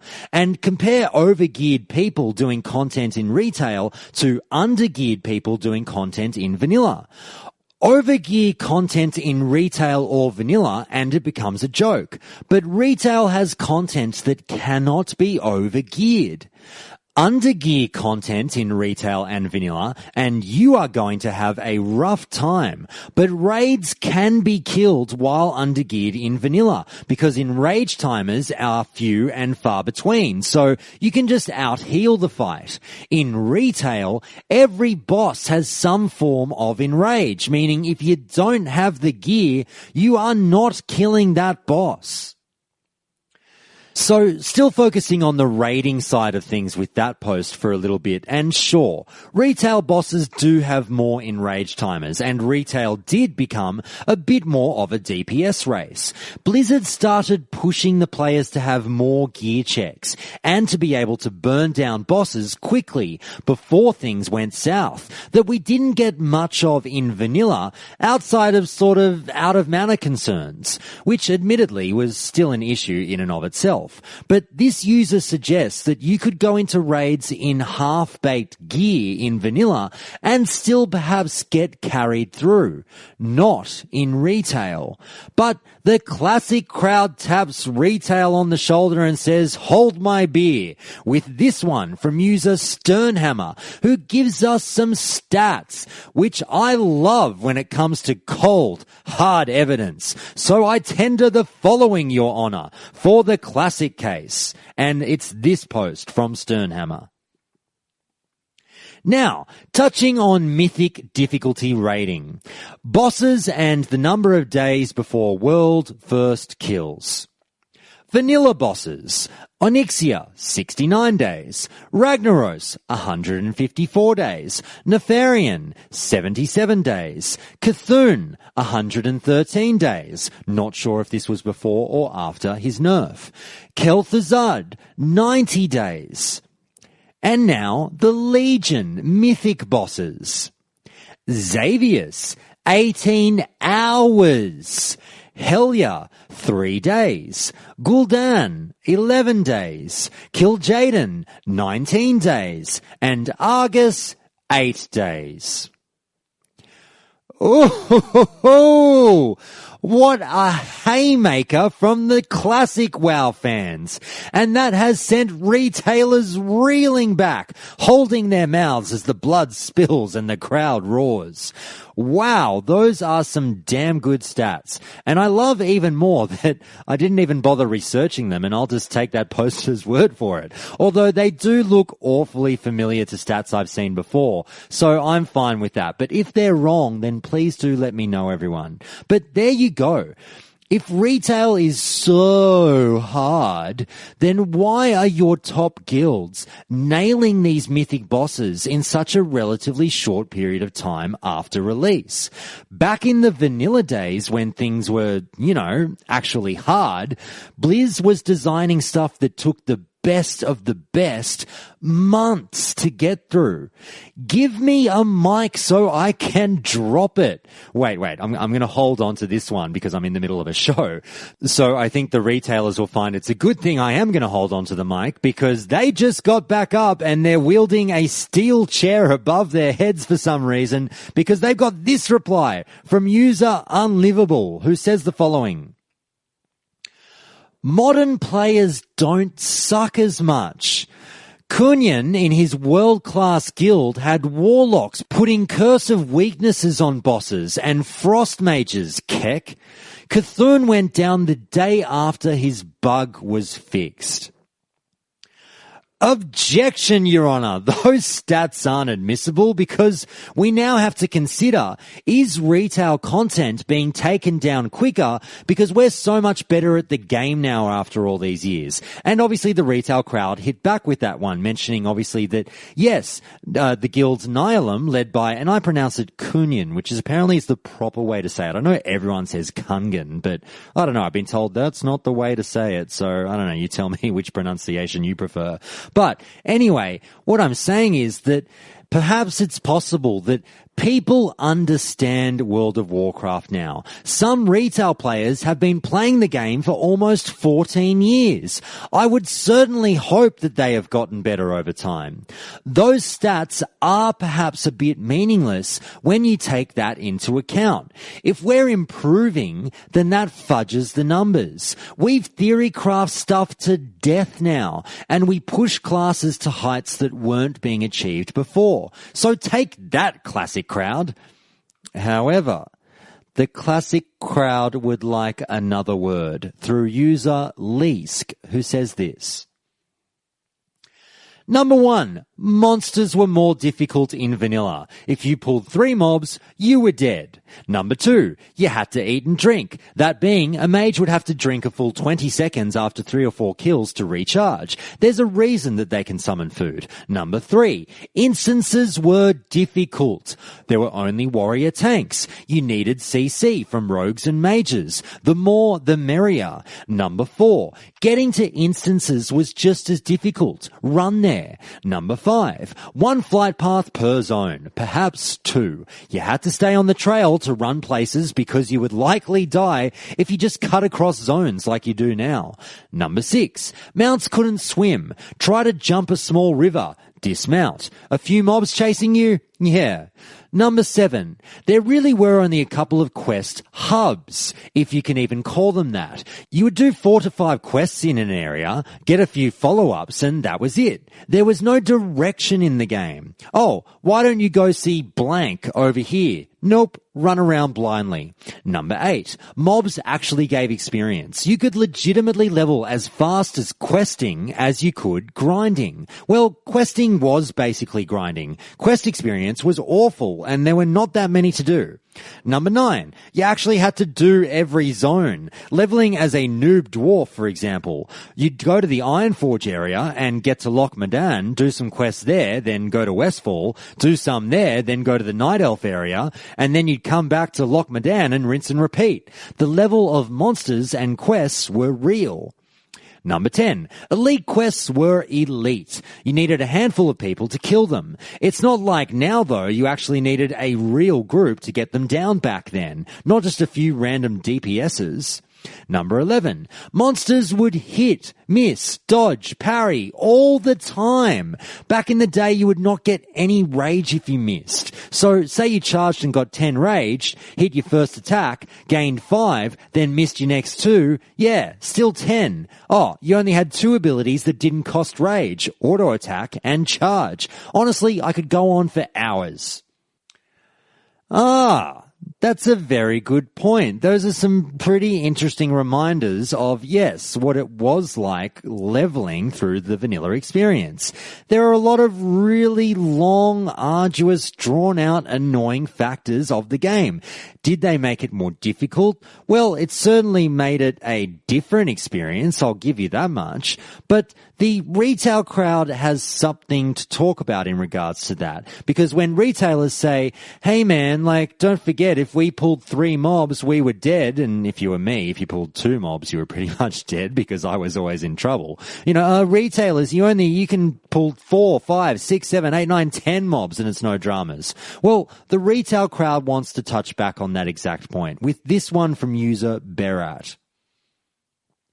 Heroic raiding, mage tower, mythic keystones, old school challenge modes, brawlers guild at proper gear level, also known as when it opens, not at the end of the expansion, old school proving grounds, raided PvP where gear disparity doesn't exist. Heck, take a full part of eye level 773 110s, like that druid you're posting on, and go run a normal dungeon, or try to do a heroic in the bare minimum 810 eye level gear you need to even queue. Come back and tell us how easy it was then. I don't know why you guys need to thump your chests about vanilla being harder while ignoring all the challenging content that was added into the game after vanilla. The word challenging is often used to describe vanilla when what is meant is tedium. Things were not hard. They were made to take extra time. Take the Mage Tower. In Legion, you walk in with 300 gold worth of consumables, wipe 100 times, break screen. In Vanilla, you spend 10 hours farming consumables and a specific plus resist set and a certain BOP random drop in Moradon to open the door. Walk in, collect loot. The word you are looking for is tedium, not challenge. And yes, that's more old school RPG maybe. A lot of old school RPGs were about grinding mobs over and over again to get experience, for instance, but it's not more challenging. Leveling to 50 to almost one-shot chaos in Final Fantasy wasn't challenging. Beating chaos at level 25 to 27 was. And, wow, I am sorry. I'm a little dazed. I've just been leveled by that post. That was a crazy comeback by the retail crowd, and one that does have us turn to being a little pensive. I've been saying challenging or difficult this whole time, but the adjective better used for vanilla is perhaps tedious rather than difficult. How did I not realize? Vanilla is a little tedious. A lot of the things I read in that list before weren't difficult. They were tedious. It's really not overly hard as a PvE game. It's the monotony of doing the same thing over and over again, which isn't difficult, but when done repeatedly, makes it feel like a difficult chore, when in fact, it's actually the repetitive nature that is dragging me down and confusing me that it's challenging when I'm farming for consumables or wiping consistently due to 40-man content.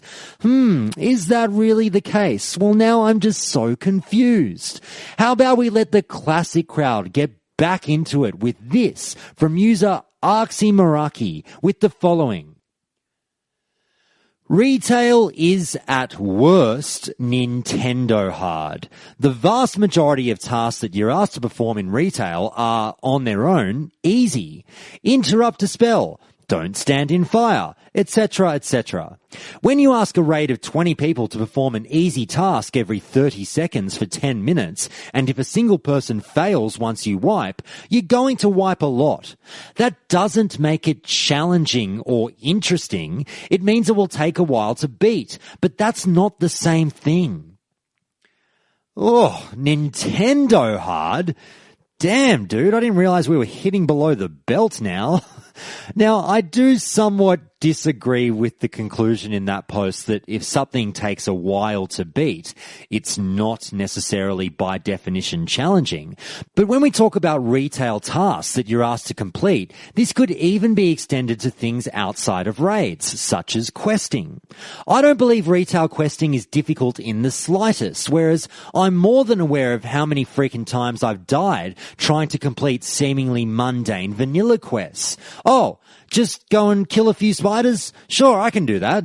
Hey, what's a son of Aragal and where did it come from? And I'm dead. Okay, let's try that again. What do you think about the difference in questing between the two difficulty-wise? Email me and let me know at feedback@countdowntoclassic.com. But we get back to a couple of counterpoints against Vanilla's difficulty with these. Firstly, from user Old Monster at Reddit, who says the following. Vanilla wasn't hard at all. You just needed to avoid elite mobs or quests. All it really was grindier. And Reddit user Presul adds this. And all the fucking downtime. Killing shit would use up your entire mana bar. Then you better have food or sit your ass down and wait. And with those posts, we pile on again to that tedium argument. Are we misremembering vanilla? Are the painful memories not necessarily struggling to get through the content due to a harsh AI environment, but perhaps due to the grindy nature of the game back then and the oodles of downtime for certain classes? Sure, sometimes you didn't have to sit down for too long as mana bars grew, but added up over the journey of 1 to 60, you did spend a lot of time on your ass. I mean, really, if you did have your wits about you, use your crowd control and prepare in a way, you shouldn't really be dying in vanilla outside of raids. Right? Well, hold your horses, as I'll let Classic get the final couple of says on the matter, because it's my show and I make the rules. So firstly, we'll get this from user Vafar, who says, Vanilla had a difficulty curve as you leveled. Open world mobs didn't get particularly more difficult, but UBRS was a far cry from Deadmines. And then you had scaling difficulty with raids as well. Clearly defined steps that redefined your skill as you progressed. Compared to retail where one 5-man is the same difficulty as the next, heroic is barely different from a regular 5-man, and mythic only feels like a step up if your group is at the base gear requirement. Then we have regular raids, which are as easy as a regular dungeon. Heroic raids, where you almost have to pay attention to floor fire, but not quite. And mythic raids, where you pay attention or wipe. It's not so much a curve as it is a cliff. If you have a pulse, 2 brain cells to rub together, and twitch reaction somewhere between a quarter to a half of a second, the bottom 95% of the game will bore you to tears with its distinct and complete lack of challenge. And the remaining 5%? May be more difficult mechanically, but why should I care about that tiny bit when the other 95% is a wash? And finally, we get this add-on from user Kido, who says this. Anyone saying that Legion retail is any more difficult than vanilla content simply hasn't played vanilla during the classic progression. General knowledge of the game was far more unseen, and being able to compete in end game meant a much higher investment than it does now. The content required more than just popping cooldowns and AoEing everything down. You don't need to truly worry about what your group composition is anymore. You don't have to assign crowd control targets, burn targets, manage your threat. The list goes on. Retail World of Warcraft is purely an itemization competition and how well you understand your rotation and situational cooldowns. There is no need for crowd control when all you're focused on is how to cheese the encounter to kite mobs and pull the most AoE DPS. The games are nearly incomparable, with the fact that the overall playstyle is much different because Blizzard wanted to increase the appeal to casual players and people of all skill levels. They lowered the skill floor way too much, and in turn, the skill ceiling has dropped severely.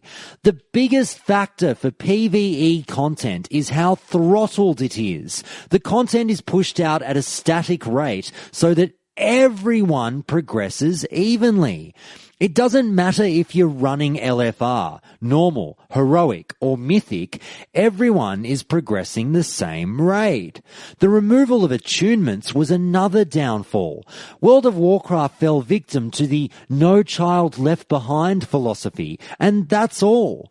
There's nothing wrong with it. The classic versus live discussion is dragged on, with two sides that really know nothing about each other.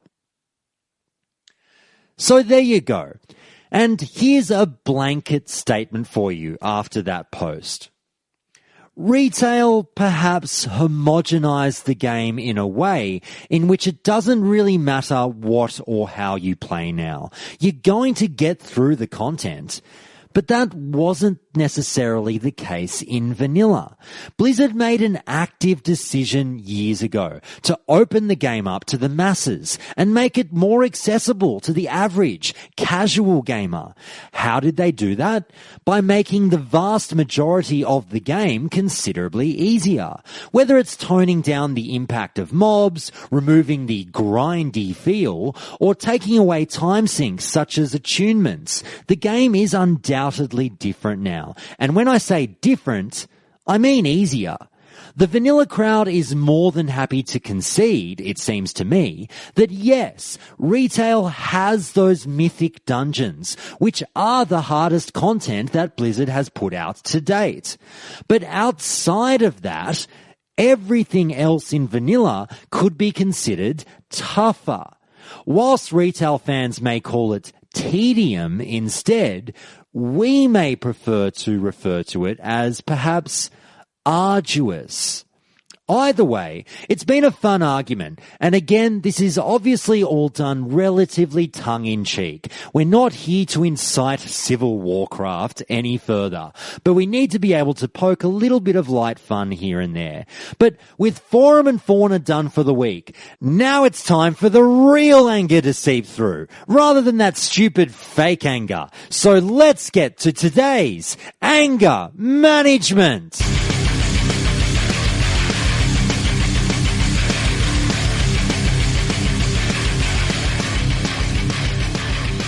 Each episode, Countdown to Classic brings you some of the angriest posts that I've found in the forums through the week.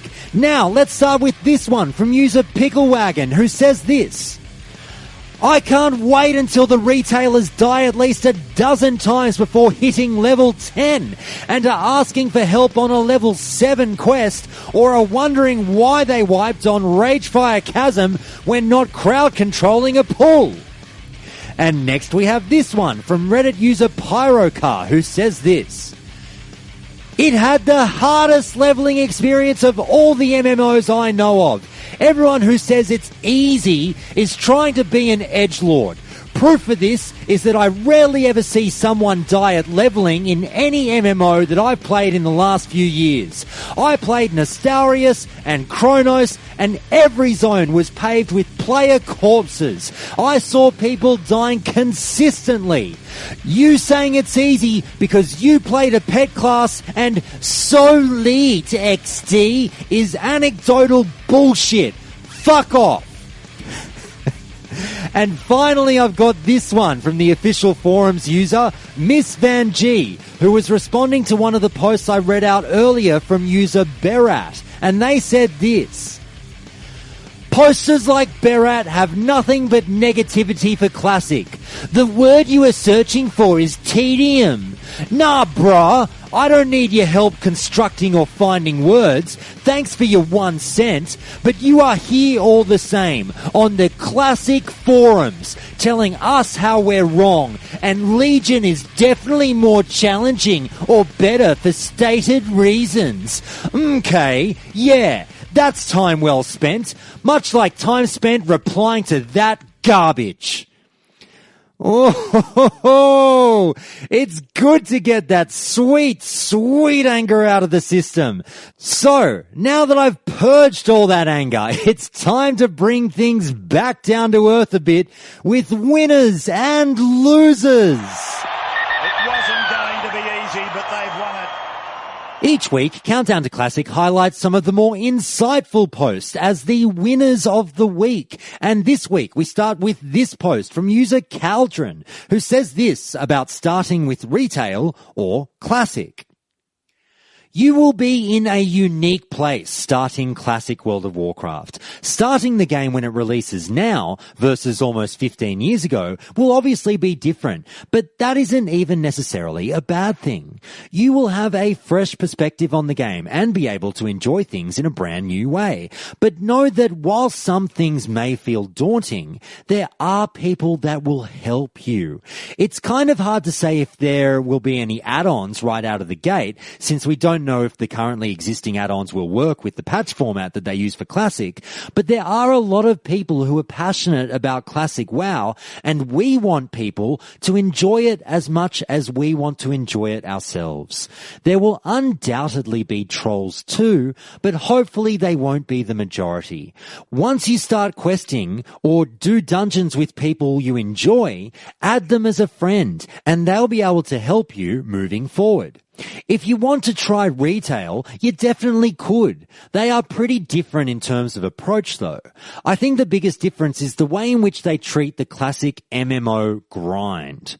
People will generally tell you that Classic is more of a grind, but the vanilla grind is a much more exciting and fulfilling experience than I've had with the more recent iterations of the game. Retail will have more built-in assistances to help you speed through the leveling process and begin endgame, but that doesn't mean there isn't help for the Classic journey too. It will just involve more social interaction. With it being a completely foreign world for you, don't get caught up in trying to min-max lists of gear and things like that right off the bat. Play what you find interesting and fun, and explore the world.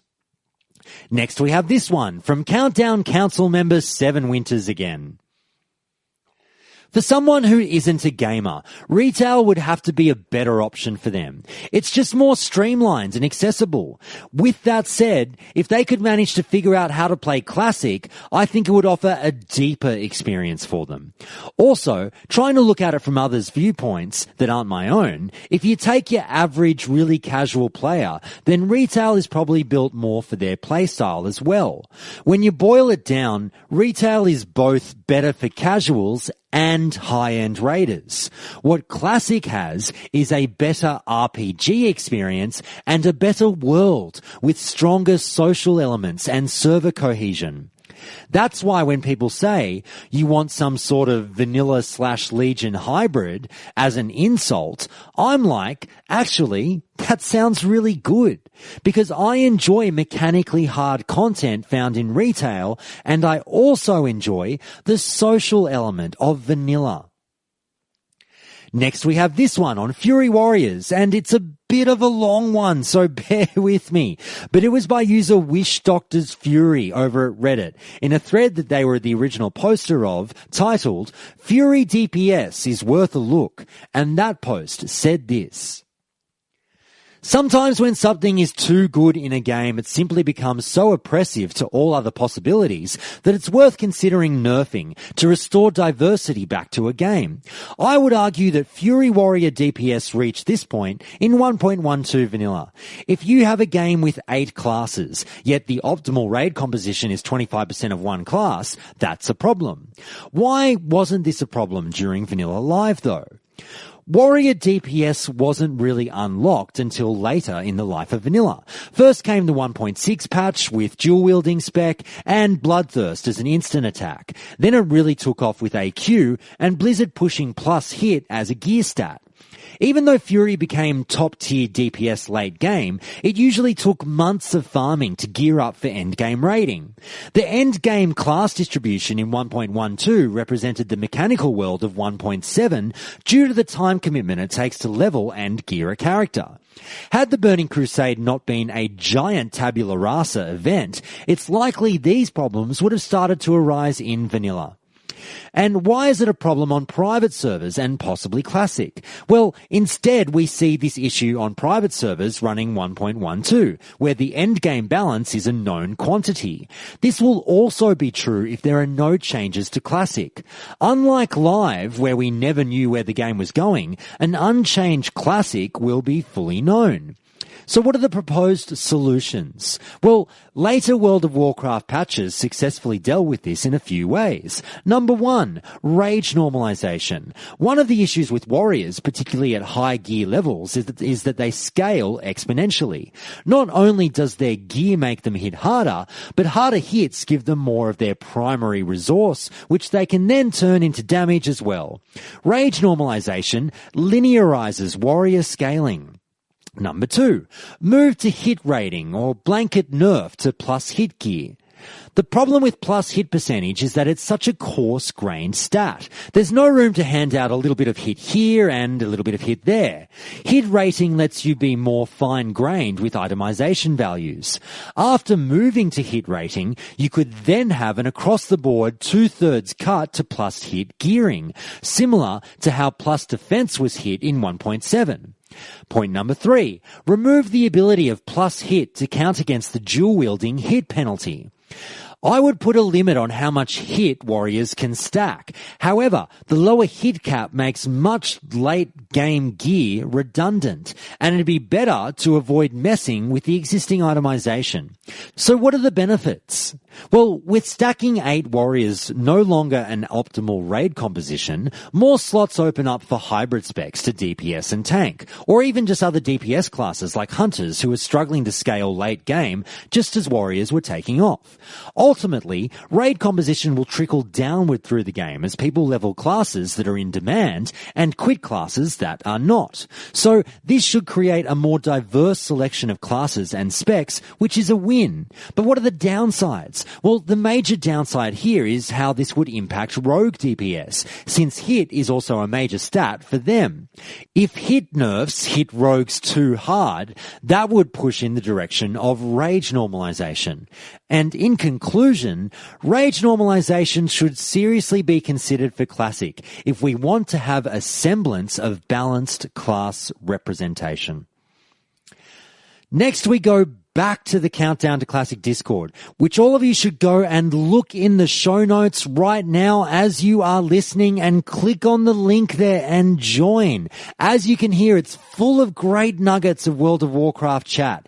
Well, with this comment, we hear from member GR, and you'll no doubt remember GR from not only calling into the show a few weeks ago, but also having his girlfriend, who had never played World of Warcraft, call into the show for what's now become a bit of a fan favorite conversation in episode number 31 at the 58-minute mark if you want to go and have a listen. But on this one, GR says this: as someone who's never played retail, here's my 2 cents from the toilets. There are certain things about retail that for whatever reason I simply cannot accept. 1. New players are able to get an instant level 100 character or something like that. I think I spent 15 days /played getting my first toon to 60. Mechanics aside, the pure grind and dedication of that is difficult. Why should anyone get to skip that? Number 2, flying mounts. Are you kidding me? I busted my ass to get an epic mount so I could run down and kill noobs. If you want to escape, take the spirit heal penalty. Number 3, maybe Mythic Dungeons are harder mechanics-wise, but you've also got an easy mode to work your way into it and experience the content along the way. In vanilla, you and 39 other people had to eat shit on the same boss multiple times before you even got to look at the next boss. Number 4, in retail, my impression is that you never have to worry about your reputation or being part of a community. The game will find a group for you and make sure that the class distribution is okay. Finding a group of players that can agree to a regular raid schedule, help each other gear up, and form real-life friendships is what made vanilla both unique and hard. Your social network was perhaps more important than your talent spec or gear. And number 5, most of the gear in vanilla looks stupid because most players haven't earned the right to a righteous-looking tier set.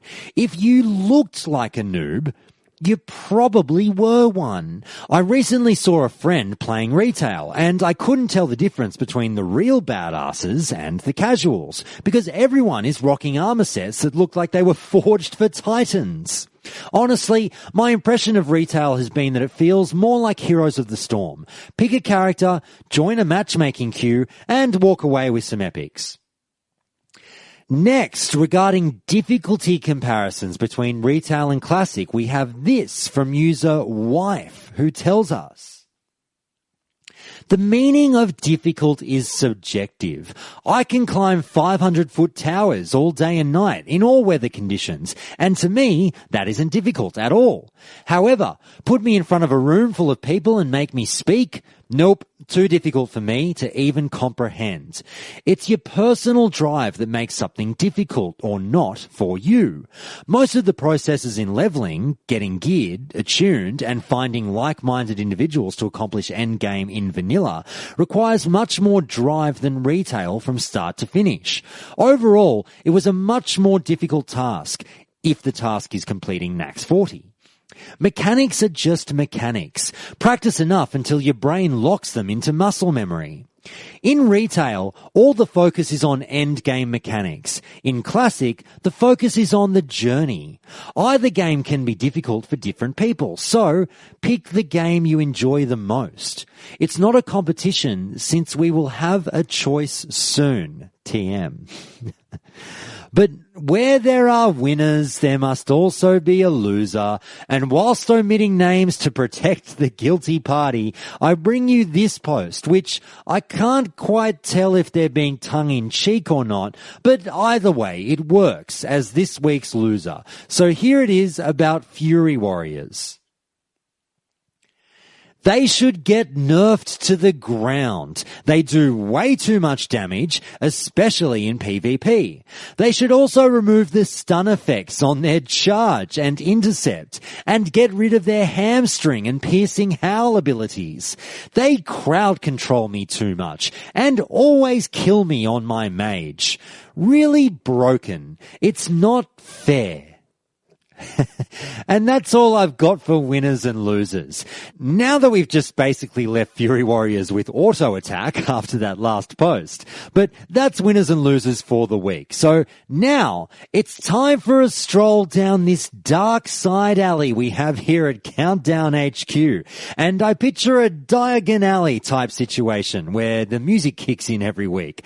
I must admit, I love this track so much. And I'm so glad I stumbled upon it and bought the rights for it for the show. So here we go with Memory Lane.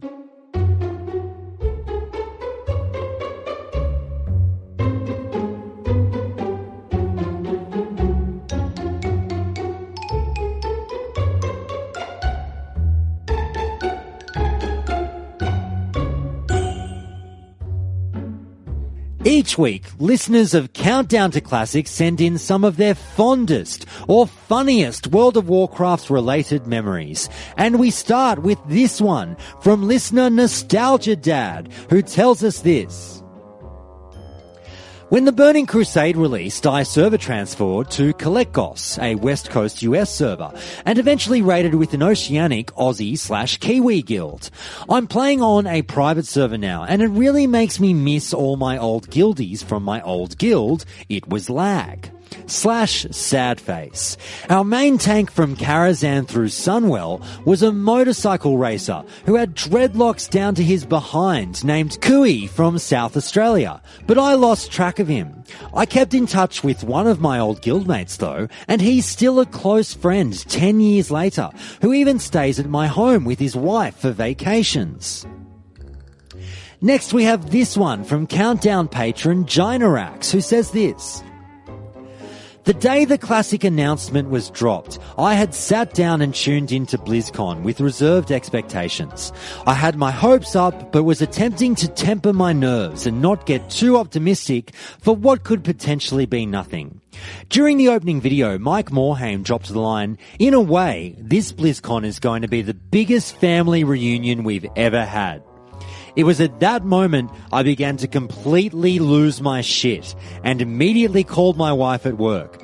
This is it. This is the day. They're giving us Legacy Realms. I fucking know it.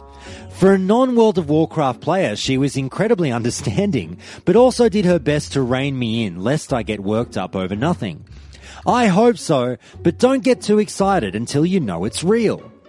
I put down the phone and sat through the opening panel and waited. Overwatch? Blah.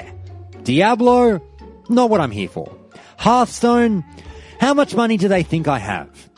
Finally, J. Allen Brack stepped forward wearing his Legion t-shirt. That man we'd all rallied against with his public relations firestorm igniting line, "You think you do, but you don't." I had the feeling in my gut, and I knew what was coming the second he began the monologue about ice cream. I think almost all of us clued into what was happening. If I think back on it, the only concrete stuff I remember after he started talking were the words, "It's vanilla," and losing my shit entirely. I jumped out of my chair and can safely say it's for the best I was home alone. I probably danced around like an idiot, but really only remember the feeling of relief and elation. I called my wife a second time and only remember that she was very kind in humouring me, despite the fact that she probably couldn't have cared less. But we did it. We all did it. Everyone who signed the petition. Everyone who championed for the game we all adore. I spent the rest of that day just basking in the glow and rush of endorphins. I know the glow has faded somewhat with the no news and whatnot, but that day was a real emotional high, and I don't think I've ever felt anything like it in relation to a video game. What a journey this crazy game has brought us on, and I couldn't be more excited to get back into that world that started it all. The The classic community is something special, and I'm truly grateful I get to be a part of it. Now we have this one again from a Countdown to Classic patron, and soon-to-be interviewee on the show, Rarebit. My sons got me into the game back in 2005, although I didn't play properly till the beginning of Burning Crusade, so I didn't really have much experience in vanilla. My very first toon was a Night Elf Hunter, and I had absolutely no idea what I was doing. I soon realised that if I wanted to play with my sons, I'd have to roll Horde, as they were both Horde, so I rolled a Blood Elf Hunter. Once again, I had no idea what I was doing, had no concept of what a ranged class was, and was running around trying to hit things over the head with my poor hunter. Suffice to say, she died over and over. It wasn't until many months later that one of my kids had a look at her and said, "Mum, why don't you have any talent points chosen?" Me being such a noob said, "What are talent points?" My son promptly answered, "Mum, you are such a noob," and sorted them out for me. Every time I ran a dungeon with them, they'd tell me just to stand back at the entrance and to not attack anything, which of course I didn't, and I got us wiped multiple times. Anyway, my sons finished with the game when Wrath came out, and I continued. I'm still playing live today. When it was announced at BlizzCon that Classic servers were coming back, I got straight on the phone and rang my sons, who now live in Brisbane, and told them that they have to play Classic when it comes out. Hopefully they will. Anyway, I've been pottering around on K3 lately with a little undead warlock, and my goodness, I had forgotten how long it took to do anything. For example, running everywhere and dying over and over again.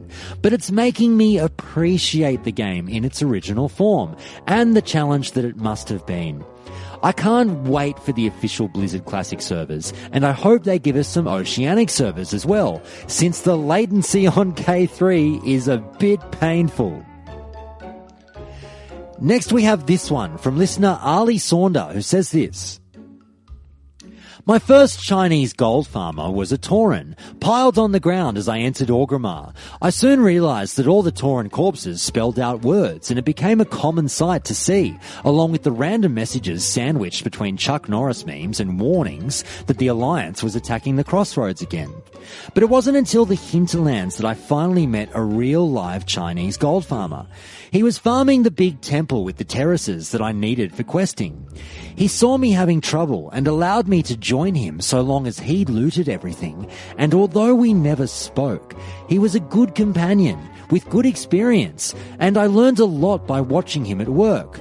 Ni hao. Next we have this from listener Tyler, also known as Hadhod. Hi Josh, huge fan of the podcast. I'm from Winnipeg, Manitoba in Canada. I know you watch The Simpsons, so insert joke about Winnipeg here. Welcome to Winnipeg. We were born here. What's your excuse?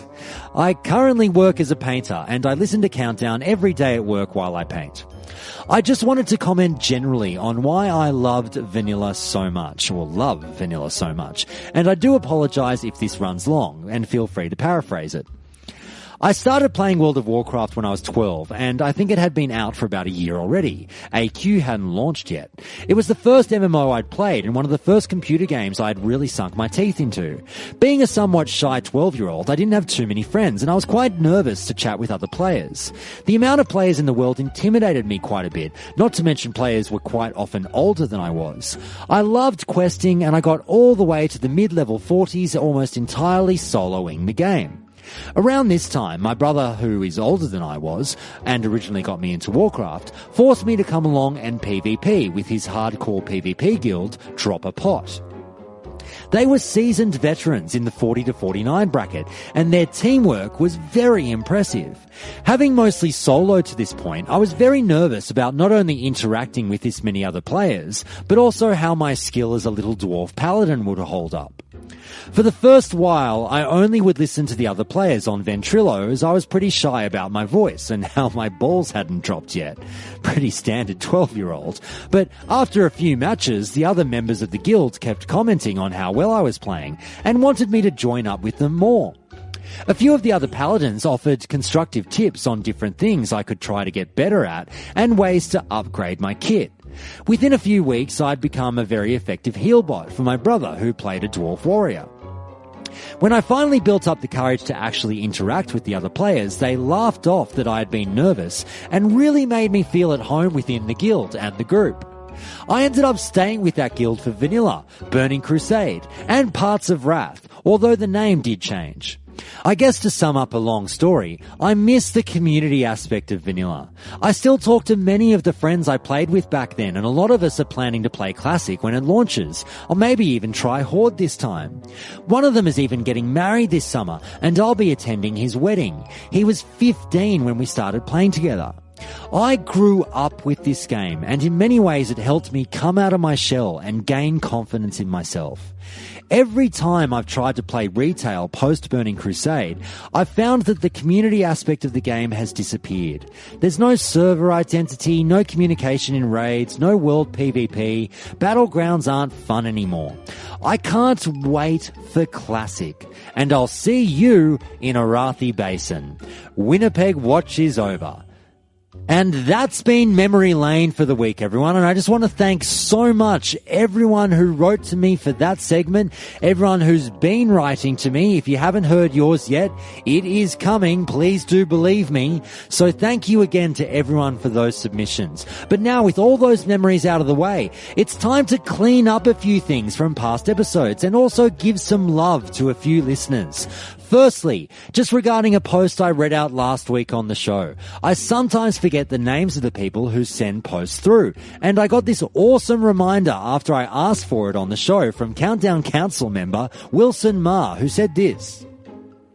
Hey Josh, at the end of episode 36, with the timestamp of 2/29/29, I believe that was my submission you read out, and you asked for the name. I mainly wanted to tell you in case it was eating you alive. And Wilson Ma, I say thank you. It was eating me alive. I hate making mistakes where I forget to include people's names, particularly when it's a Countdown Council member. But thank you so much for clearing that up. Now just a few quick shout outs to people who kindly emailed me just to say hello this week and that they're enjoying the show. Everyone, I can't tell you how much just a quick hello means to me. I know I get the numbers back every day, which continue to go up, and Countdown is having a huge week this week. But to see the names behind the numbers and being able to talk to you all is so wonderful. So please don't ever be shy in saying hello. I really do try to get back to every single one of you, and I'm pretty sure I have so far. So big shout out to Hurlbert, Tabs, Gelmeyer, and Shabso. Thank you so much to you and to everyone in Discord as well, who just shouts out every now and again to say thank you. I do appreciate everyone from the bottom of my heart. Next, I want to give a huge shout out to listener Rin Chan for an amazing $50 donation to the show during the week. It was such an amazing, unexpected gesture, and I cannot thank Rin Chan enough. I spoke to Rin Chan, and they were happy for me to make that donation public, and I honestly, again, cannot say thank you enough for such a fantastic show of support for the show. That does help fund monthly podcast hosting bills and also monthly prizes for Patreon subscribers. So thank you, Rin Chan. And speaking of which, the show also had its first monthly prize draw over the weekend, and listeners Pal Furus and Velarco were the lucky beneficiaries of an awesome 6-inch Duratan action figure and a copy of World of Warcraft Chronicle Volume 3, respectively. So big congratulations to you two, and thank you so much for your support of the show. If you would like to be in the running for cool World of Warcraft prizes, then please do have a look at the Countdown to Classic Patreon page, and for just $2 a month, or 14 cents per episode, you could soon be scoring some awesome loot, courtesy of Countdown to Classic, that pays for some of your membership on its own. But the show's Patreon page has seen a good bit of action this week, so thank you again to everyone who's signed up in some capacity. I just want to tell everyone that I've tinkered with a couple of minor details over there. I got rid of the $15 tier as no one seems particularly interested, so that's fine. It didn't really maybe offer anything too enticing, so I've made a few additions to the $10 tier to make that one a bit more attractive to you. So we'll see how I go. But now that I'm done talking about all that nonsense, guess what?